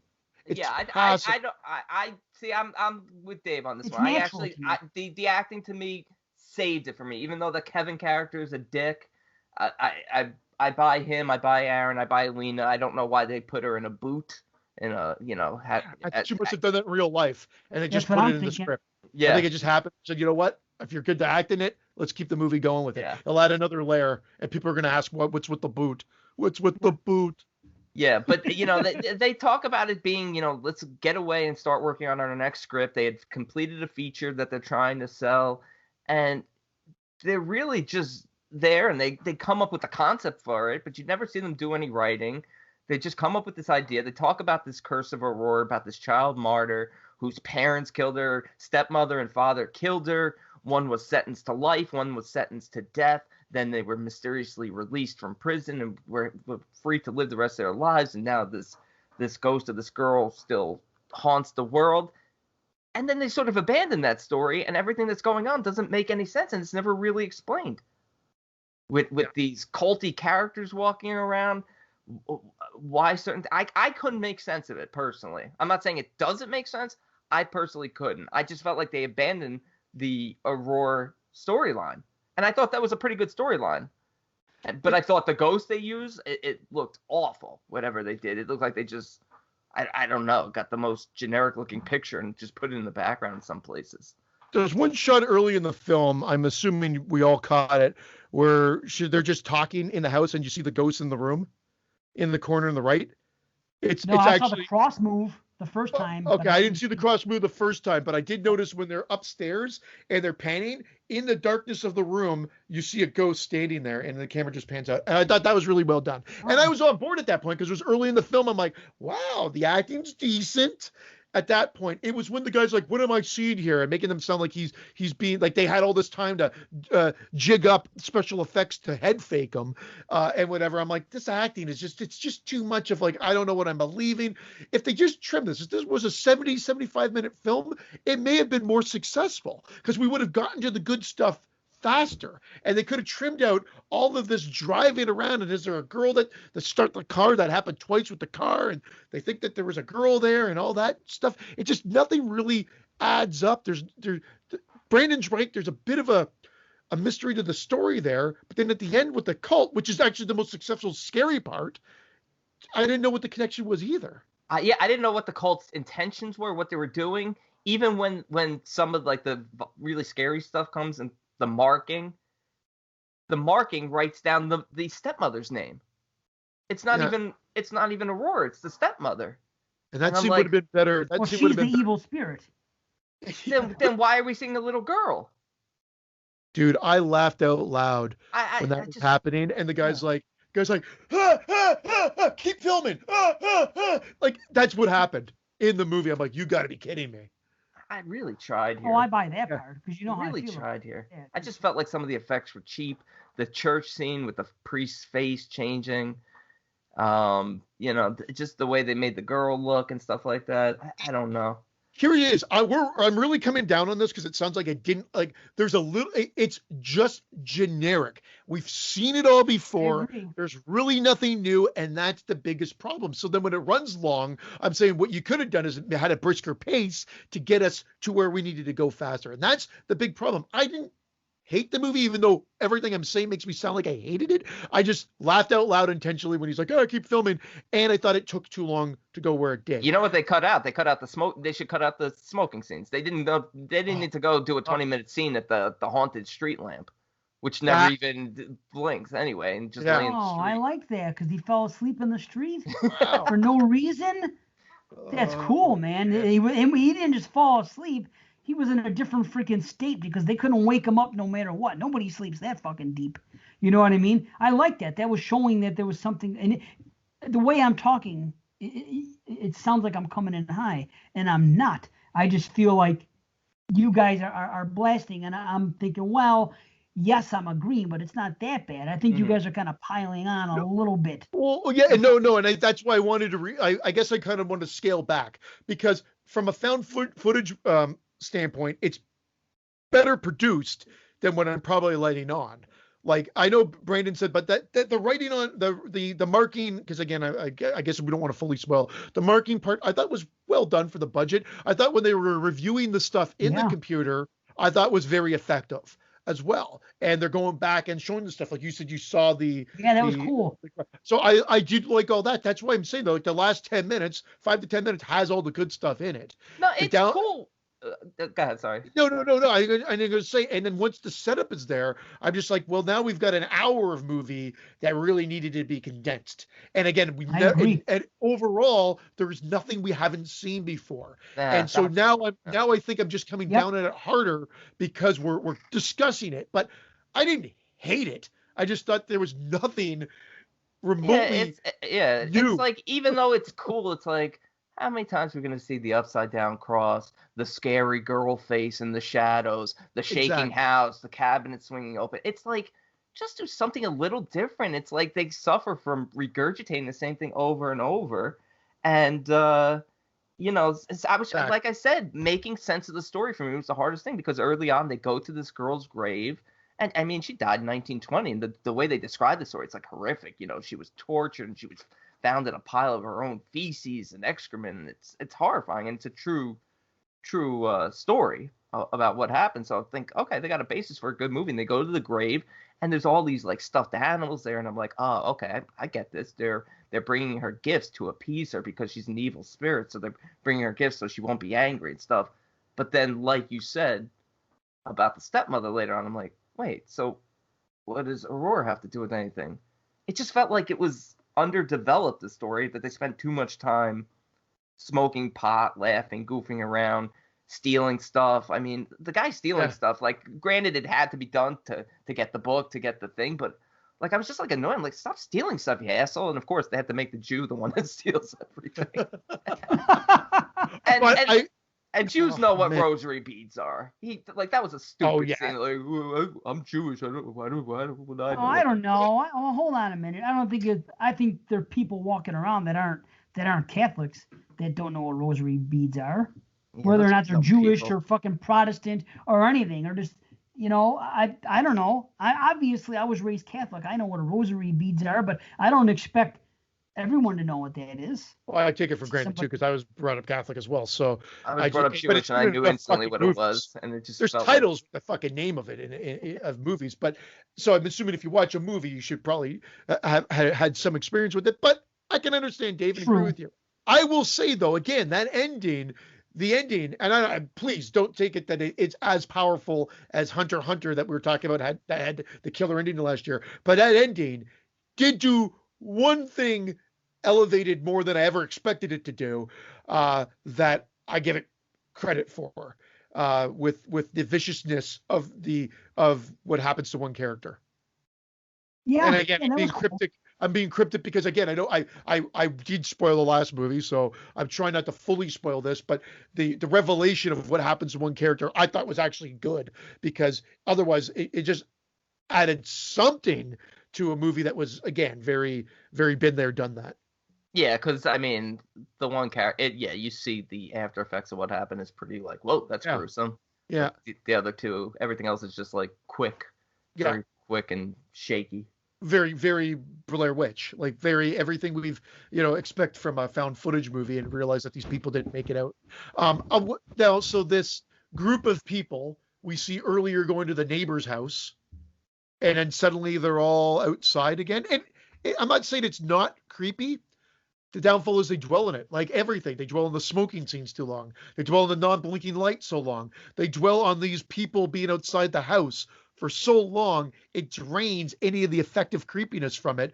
Before you should have cut away faster. It should have cut to the next thing. I think another layer of editing for this movie would have helped it.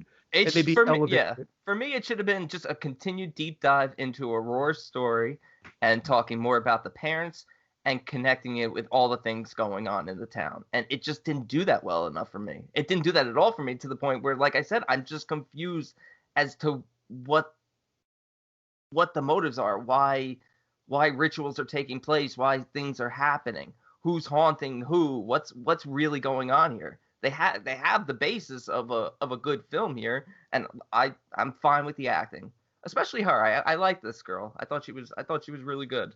I liked her a lot. They seem natural to me. That's what I like about found footage. It's almost they ad lib half it. Okay, we're gonna talk about this, and this. You guys, they're probably friends in real life. We're gonna talk about this, and this. These are the plot points we're gonna discuss in this scene. Just go naturally and go with the flow. And to me, when I see a found footage movie that's mediocre, that is generic, it's better in many respects than a regular horror movie that I'm going to rate the same, because the acting to me is always better. It seems more natural. I agree with that. I usually find the acting in found footage to be pretty good because I expect it to intentionally have that more realistic feel, that less, performance feel to it. Yeah, I'm not 100% with you. I agree with what you're saying, and the good ones like The Conspiracy worked. This one, I felt like they put on that extra level of what am I seeing here? Oh no, come on, guys! Well, you're playing around with me. I have to go to sleep. I just think they're just him and the girl just went a little too much. Sorry, Brandon. Yeah, no, I'm sorry. You had broken up for a sec on my end, so I didn't know you were still talking. But I think from that case, it's just they're not as good acting as the actors in The Conspiracy, but they're still, I agree with Dave, more solid than some of these low-rated more traditional horror films.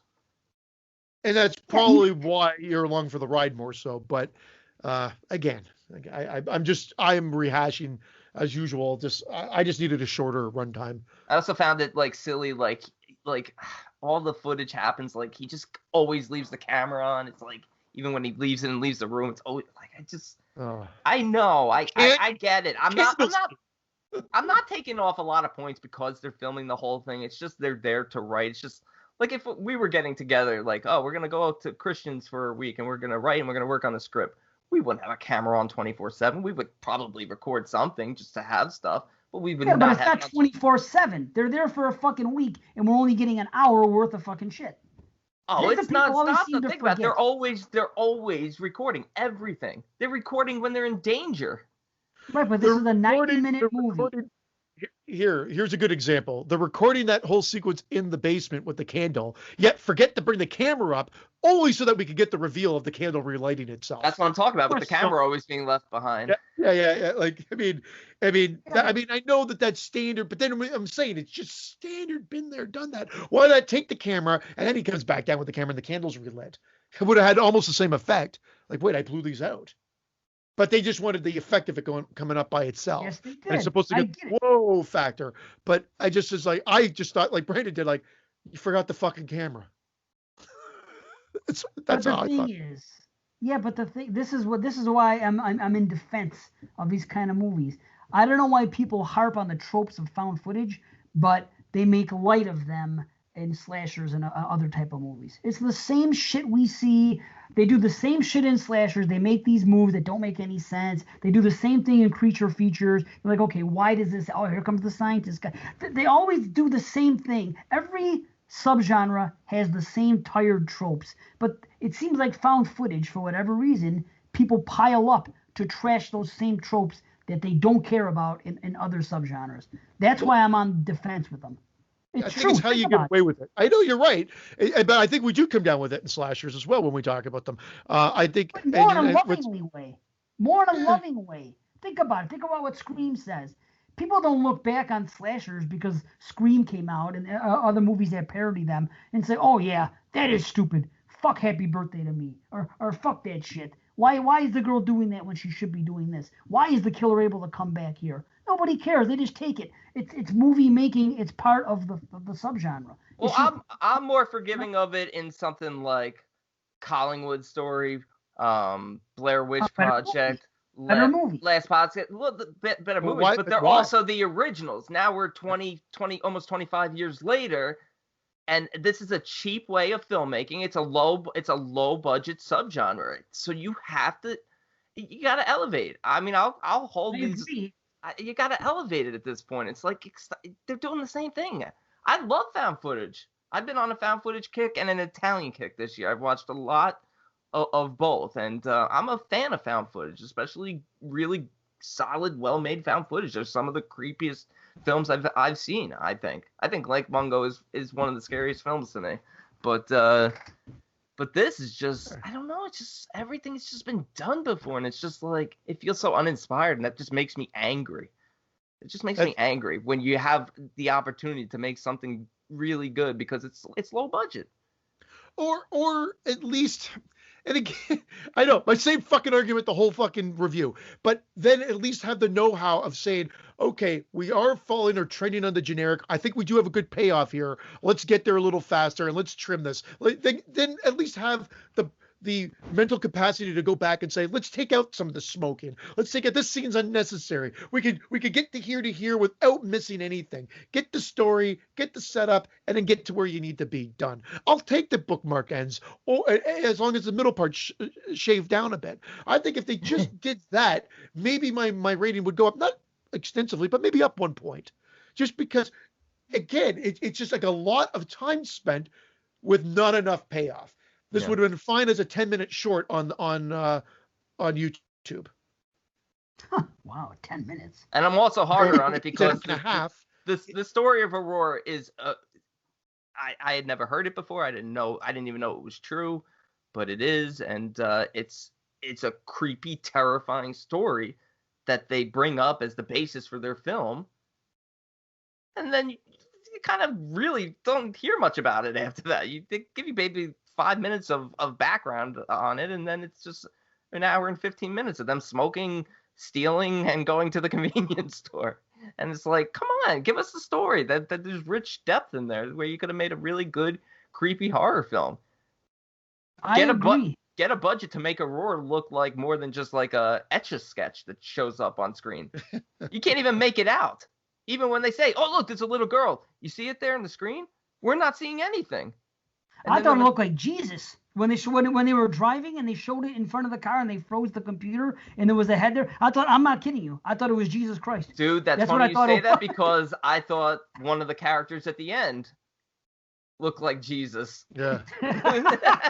Right? I mean, so you're right. See? Isn't it something? Wow. Maybe there's a conspiracy here. Maybe they meant it. Well, there's a lot of Catholicism talk. Shit. Did you see all the crucifixes? Yeah. When they came into that, dude, and I'm not exaggerating. My grandmother, both of them, on both sides, my mother and my father, they had more crucifixes in their house than what you see in that movie in a bedroom. Fucking I Jesus remember, dude. I remember counting my grandmother's bedroom one day with my cousins, and I think I counted like 70 crucifixes in their bedroom. That was it. They were crucifix mania. I grew up around it. Everything else, the rosary, the crucifix. You know what? I used to fear it because it was so prevalent all over the time, and they had the whole Catholic guilt thing. I used to fear religion a lot more when I was. Now I fear politics a lot more. I think it's definitely the worst of them both, because in religion, I could go to the church, the Catholic church down the road, and I could sit down after the church and have a conversation with those churchgoers. And not everybody in that room feels the same way about every topic. Some people are more liberal about this, more conservative. They're still Catholics, but they only follow something so deep. Other things they back a little on. But with politics, it's like an echo chamber. That's I'm only having 6 of the 7 fishes. Scary to me. What's that? I'm only having 6 of the 7 fishes. The fishes. Maybe all these grandmas were actually vampire hunters. There's a basis for a movie. All these kids are like, man, my grandmother has 70 crucifixes, and then the film focuses on like all these grannies going out and killing vampires at night. You know why? There's something to be said. They come from different countries. They come from the old country, and they bring that with them. And a lot of it is still prevalent in Italy and in Spain and in other parts of the world, even though there's terrible things that have been done in the name of Catholicism, just like any religion and just like any politics. There's something to be said about having those old values and those people being the way they are, and those other countries being far less violent and crazy than this one.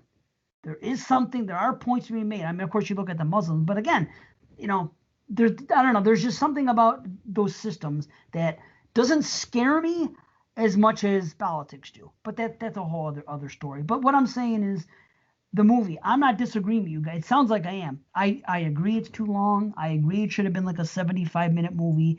All that. It almost seems to me, and this is what I like about the realism of it, it seems like it will be the three of us that have an idea. Because when they have that smoking scene, I actually like it, because it's character building. It's them talking about, remember they're talking about, what are we going to do? Maybe we can have this, and these are the two parents, and this resulted in this, and then the one said, yeah, or it could be this, and they could have a copycat killer doing this now, and then they actually laugh and they're getting high because the one person thinks he says the coffee cup killer instead of copycat. That's like shit that really happens when you get high. It's funny, and there is some unintentional comedy in this movie, but I mean, and I'll get to that, but it seems like almost like they had another idea that wasn't going to be a found footage movie, and they were documenting what they were going to do. Yes, they weren't writing it down, but they were just exchanging ideas. Say, maybe we have the story. We have this girl and what happened to her and her parents and what went on here. Where can we go with that? It's 100 years later. Let's have this happen. Maybe these people get possessed by the spirits of them. And it seems like the ideas they are proposing there ended up being better ideas than a run-of-the-mill found footage film. So I will agree with that. I don't know. It's almost like what they were going for seems believable. Like us three having a powwow about what are we going to do with this story. I don't know. Do you think maybe that this was supposed to be a documentary, and then they found out almost like, well, maybe we should just go with found footage instead of trying to make these other ideas that we have? It's possible. At least it's possible enough that I believed it, that it could have been possible. See, then it felt like it was the other way. Like, oh, we're going to make a film, we'll come up with an idea, then all of a sudden we've been recording for so long and we're experiencing this supernatural phenomenon. Let's just turn it into a documentary, and we'll just record everything else from here on out. That's true. They address it. They address it at the beginning from the guys like, you don't have to film everything. He's like, well, you don't know me. Like they throw that line in at the beginning, and I like that because then it explains it. But it was just, again, on retrospect, the bookends, and then the leaving the camera behind things, like everything we've brought up, it just is like, oh, come on, guys, like it's just been there, done that. Yeah, I feel tires. I agree. Like Dave, maybe they were going for something else, but then I don't know. Then you got to establish that better. There's something missing here. It's not the worst of the found footage lot. It's by no means in the better than average style. It just sort of hovers in the middle and will be totally forgotten if after this review. I can't disagree. I can't disagree, and I'm not. And I know it seems like I'm defending it, but I feel like I'm more. I think I'm defending the subgenre. Yes, I'm defending found footage more than this particular movie and saying, well, it's just like with slashers. It's just like I would rather watch a slasher, like any 80s slasher, even if it's a bad one. I would rather watch a bad 80s slasher and give it a day in court that it might be a 5 or a 6 out of 10 at the end of the day than take a chance on something else. It's a comfort zone for me, I guess. It's found footage and slashers. They just are. So I guess when I hear people ragging on them, I want to take to the defense. But you know what, B, you're right. The cult thing did make no sense. Why would there be a cult? What do they do? The only thing I can think of is that they got wind that they're making a movie and they don't like it, and we saw evidence of that. Yeah. The locals know they're making a movie and they don't like it. So maybe that group was gathering there just to try to scare them out. Just to say, we don't like people bringing up her and their family. We want that to be dead and stay dead. Don't rustle with this stuff. Don't mess with these spirits. None of it. We don't want it. It's part of our heritage. We want to just forget about, unless you're paying tribute to this poor girl. And that's it. We don't want to hear those parents discussed. Maybe they're just trying to scare them out of the way.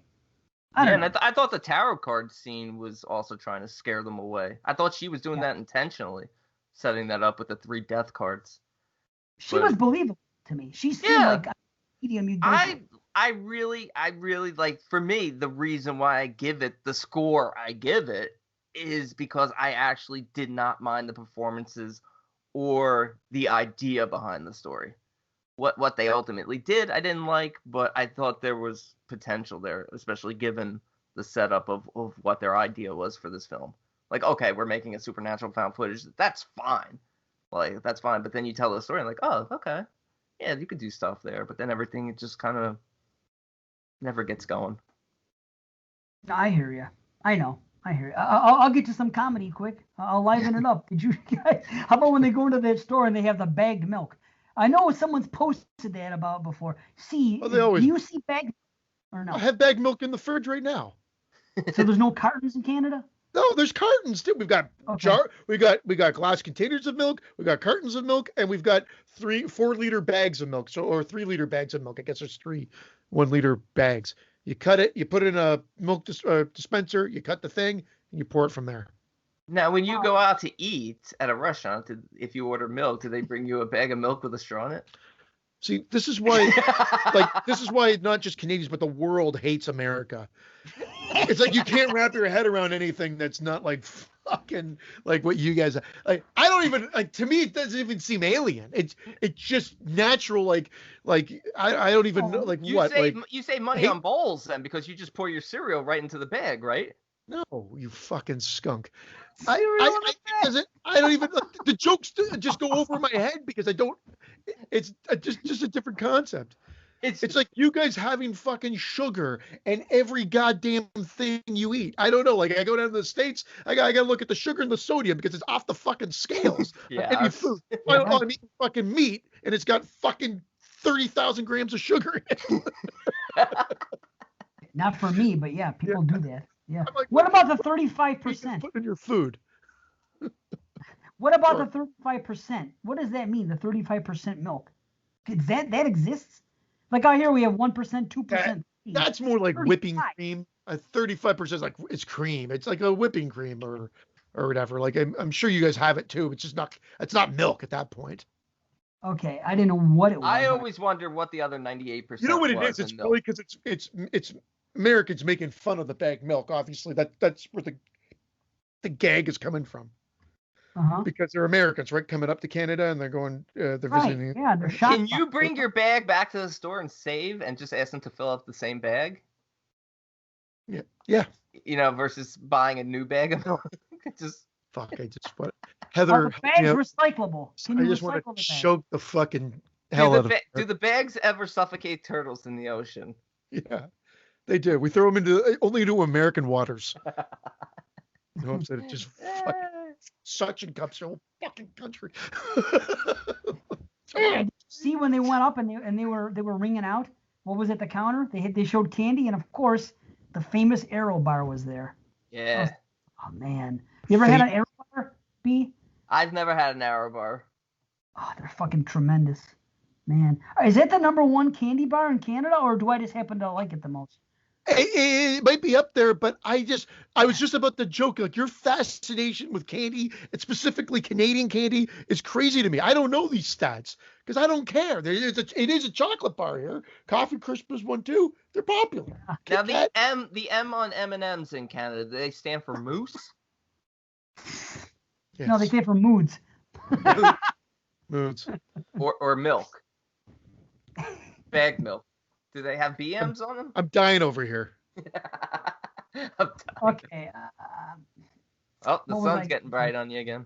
Okay. Thank God. It's like God saying, "Don't worry about them. We'll take care of. I'll take care of them." Yeah. The one guy reminded me of C at the one part when he says something about, and he goes, "That's the appropriate response," he said, because he's getting nervous about what's going on, and the other two aren't, and he wants to leave, and he goes, "Well, what are you? You're doing this?" And he goes, "That's the appropriate response." It 100% reminded me of C. It's what he would say in that position. It was great. I would be like the guy. Like, if that guy showed me the footage, I'm like, okay, great. And either at that point you're like, okay, I want to film more of the. I would not believe it. I wouldn't think that it's video footage right in front of my eyes showing me something.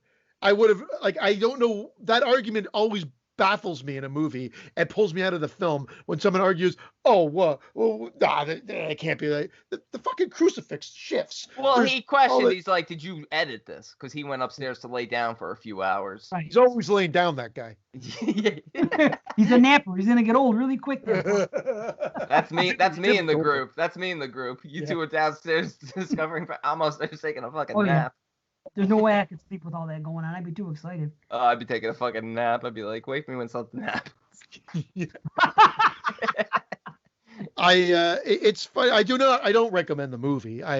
Unless you're a found footage completist, you're not missing anything.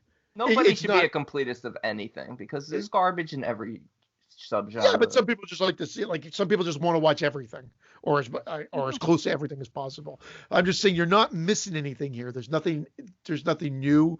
If you do want to watch it, if you don't care about setup, then just watch the last 15 minutes of the movie. I know I shift. I say 5, 10, 15, but I don't, with the bookends, I can't remember, but I'm talking about within the found footage realm of that and part. The three main characters are fine acting wise.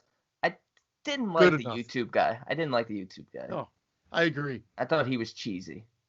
You seem like a YouTube guy, though. Again, I see people there are people like that on YouTube. He didn't say smash the like button, though, so that's I can believe. Yeah, he didn't say ring the bell, smash the like button, ring that like button, ring the bell, subscribe below. I'm gonna say that when I do my video. I'm gonna do it. Smash Let me ask you something. Why the doll? Was the doll in the house? I don't remember the doll. See, that's the thing. The things that came, like the hair, kind of made sense because I'm assuming it belongs. Oh, wasn't there hair ripped off of a scalp somewhere? Yeah, I'm assuming. I'm assuming that might belong to one of our characters. But there was so much other stuff in there. The tarot cards were in there, but I didn't understand the doll. I thought maybe it was one of the dolls in the house because, I mean, I do like the house. I do like how the closet leads to the other bedroom. I like that. That's cool. It was cool. A little secret passage. And I'll tell you what, I legitimately did jump when that smoke alarm went off. It sounded the way maybe it was just the sound design. It sounded like the smoke alarm went off in my house. I was like, what the fuck? Like, it got me. I've been getting that lately with cell phones ringing in movies or TV. Really? Like, it sounds like my phone's ringing. If you have an iPhone and then on TV, you do get the loud. I found none of the jump scares worked in this. Yeah, I didn't even remember the fire alarm going off. Well, it got me because I thought it was my house. Yeah. Interesting. It sounded the way. Get lucky! And there was another funny part. When they go outside, after the alarm goes off and hell starts breaking loose and all this shit happens, they just got all this crazy news. They know something is afoot here. The guy opens the door, and standing outside the door is the cult, and his response is this some kind of joke? Yeah. Why would it be a joke? After all that stuff happened. Because isn't the same guy that doesn't believe a fucking thing that's happened? Probably. Well, that's the thing. At this point, they become unwelcome from all the people. Everyone's hostile. Wherever they go, people are looking at them weird. So maybe, I mean, it makes sense. Is this a joke? Are you just trying to scare us to get the hell out of here? But yeah, I get it. It's if he said it after the guy was getting all marked up, Right. It wasn't after. Why would it be a joke? I don't know, but it was enough things have happened where you realize that there's something afoot. The bottom line is it's not going to be a joke. That would not be his response. It's funny. The best sequence on, you know what I really liked about, I'm going to give credit to this. When they go and they visit the relative, Chantel's grandfather, the old man, when they go to his house and it was her house, and the way he's acting and he's all nervous about it, that was all believable. I liked that. That was a good sequence in the movie. So I just wanted to mention that was cool. There were some cool things that should have been trimmed, and they should have done a lot more in the finale. If this movie was 75 minutes more long instead of an hour and a half. More. Fuck that. Yeah. And they did more with their budget in the last 15 minutes, then you could have been looking at a movie that's like a half-head explosion. But it's simply not, unfortunately. I like to refer to this film as the Curse of No More. Or Gag on My Cock, since that was the last name of the cursed family. Gagnon. Yeah. Gagnon.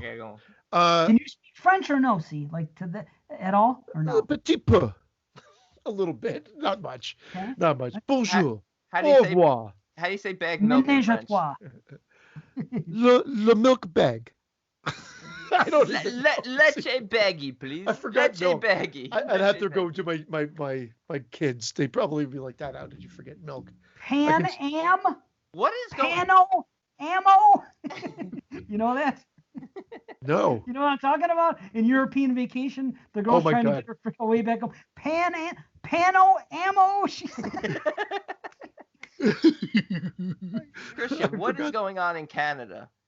The sun was shining bright 5 minutes ago. Now it looks like you're in a fucking cave. What is going on? It's just the room a bit. See if I do that. Oh, you shut the shade. Oh, okay. Yeah, even more so. So what was your final rating then? I'm assuming based on what you were talking about, you're at a mild rumble? I'm at a mild rumble. That's, yeah. I had the body convulsions. I'm there, beat body convulsions. That's exactly the range that it would fit into. Yeah, I gave it a 4. I'm sorry.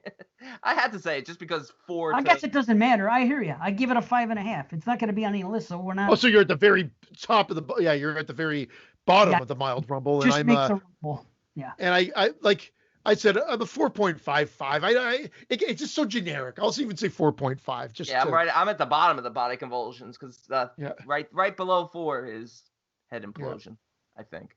We put the little guide there. That guide that was really bad. It's up to the listeners now to figure the fuck out. I don't even get your pocket guides out. Yeah. We should sell magnets. Buy your pocket guides for an additional $3 a month. Imagine that we start selling it. It's a PDF. Talk to your guy. Download it in digital. Yeah. No, B can talk to his guy that does posters, and he can get 11 by 17. Yeah, everyone gets an 11 by 17 pocket guide. We'll sell them $5. Yeah. Imagine they have people hung it up in their house. The Exploding Heads rating guy. The 11 by 17 posters are the best. I love them. Oh my God! If I could go back in time, I'd have nothing but 11 by 17s because then I could have more. And awesome. Yeah, why would I? That's what I think too. I when I look at the size of them, I love them too. They're so much better than the 24 by 36 is the normal. 24 by 40 is 24 by 36. No, 24 by 36 is standard, and then the bigger ones are 27 by 41. That's 27 by 41 is called a one sheet, and a half sheet is 22 by 28.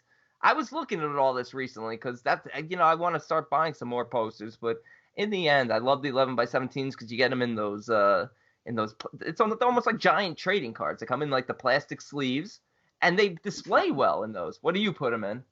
These fucking frames are $5 at Walmart. They're made for like photographs. They're made for like, and it's so much cheaper than buying these things, which are like a minimum $20. Oh So yeah, honestly, yeah. No, I for wouldn't $10, frame. I wouldn't. Yeah, I wouldn't frame an 1117 in something that thick like the Texas now, Chainsaw. So, no, it's just a glass thing. You snap it in. It's oh, fucking. nice. Beautiful. And Dude, that looks. it's And $5 that's. for Yeah. the poster and $5 for the frame. I So it's a would $10 gladly. I investment. would gladly pay that. That Jaws one's cool. Where'd you get that one? Yeah, I got it from a movie poster shop Yeah, online. I good. love it. Yeah, that's a cool one. Yeah, I like that idea because even though the trading card like plastic sleeve is nice and you could just adhere those to your wall with double-sided tape, they have the edges like on baseball cards where it sticks out. Where that it's just like clean edges. I love it. Yep. Yeah, that's nice. Way to go. Well, there's Yeah. one more thing I want to acknowledge before we leave. In the chat right now, we had somebody say something, and it was Jonathan.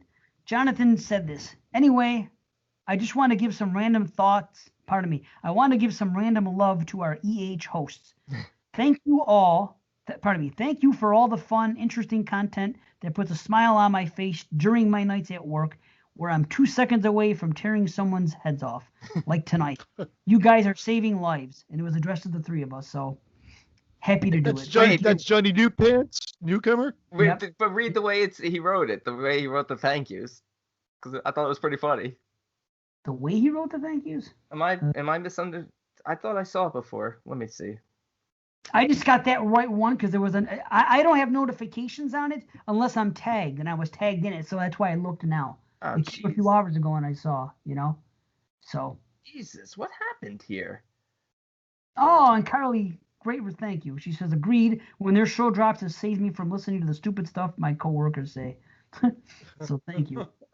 Yeah, Jonathan wrote. Jonathan too. wrote, "You guys are saving lives." Then it said, "Dave, Brandon, yes, even Christian." Smiley face. Oh, I wouldn't have even seen it, so thank you for telling me because I'm not in that chat oh. anymore. Yeah, and then apparently I've everyone been got for and months. then everyone got chatty in here. That's why it took me a while to find it because I saw that earlier when they posted it. And Good. So About time we thank got you. chatty. thank you. Yeah, thank you. Awesome. Okay.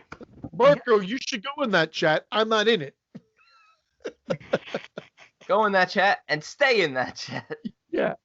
And here's the dilemma. I make a lot of jokes.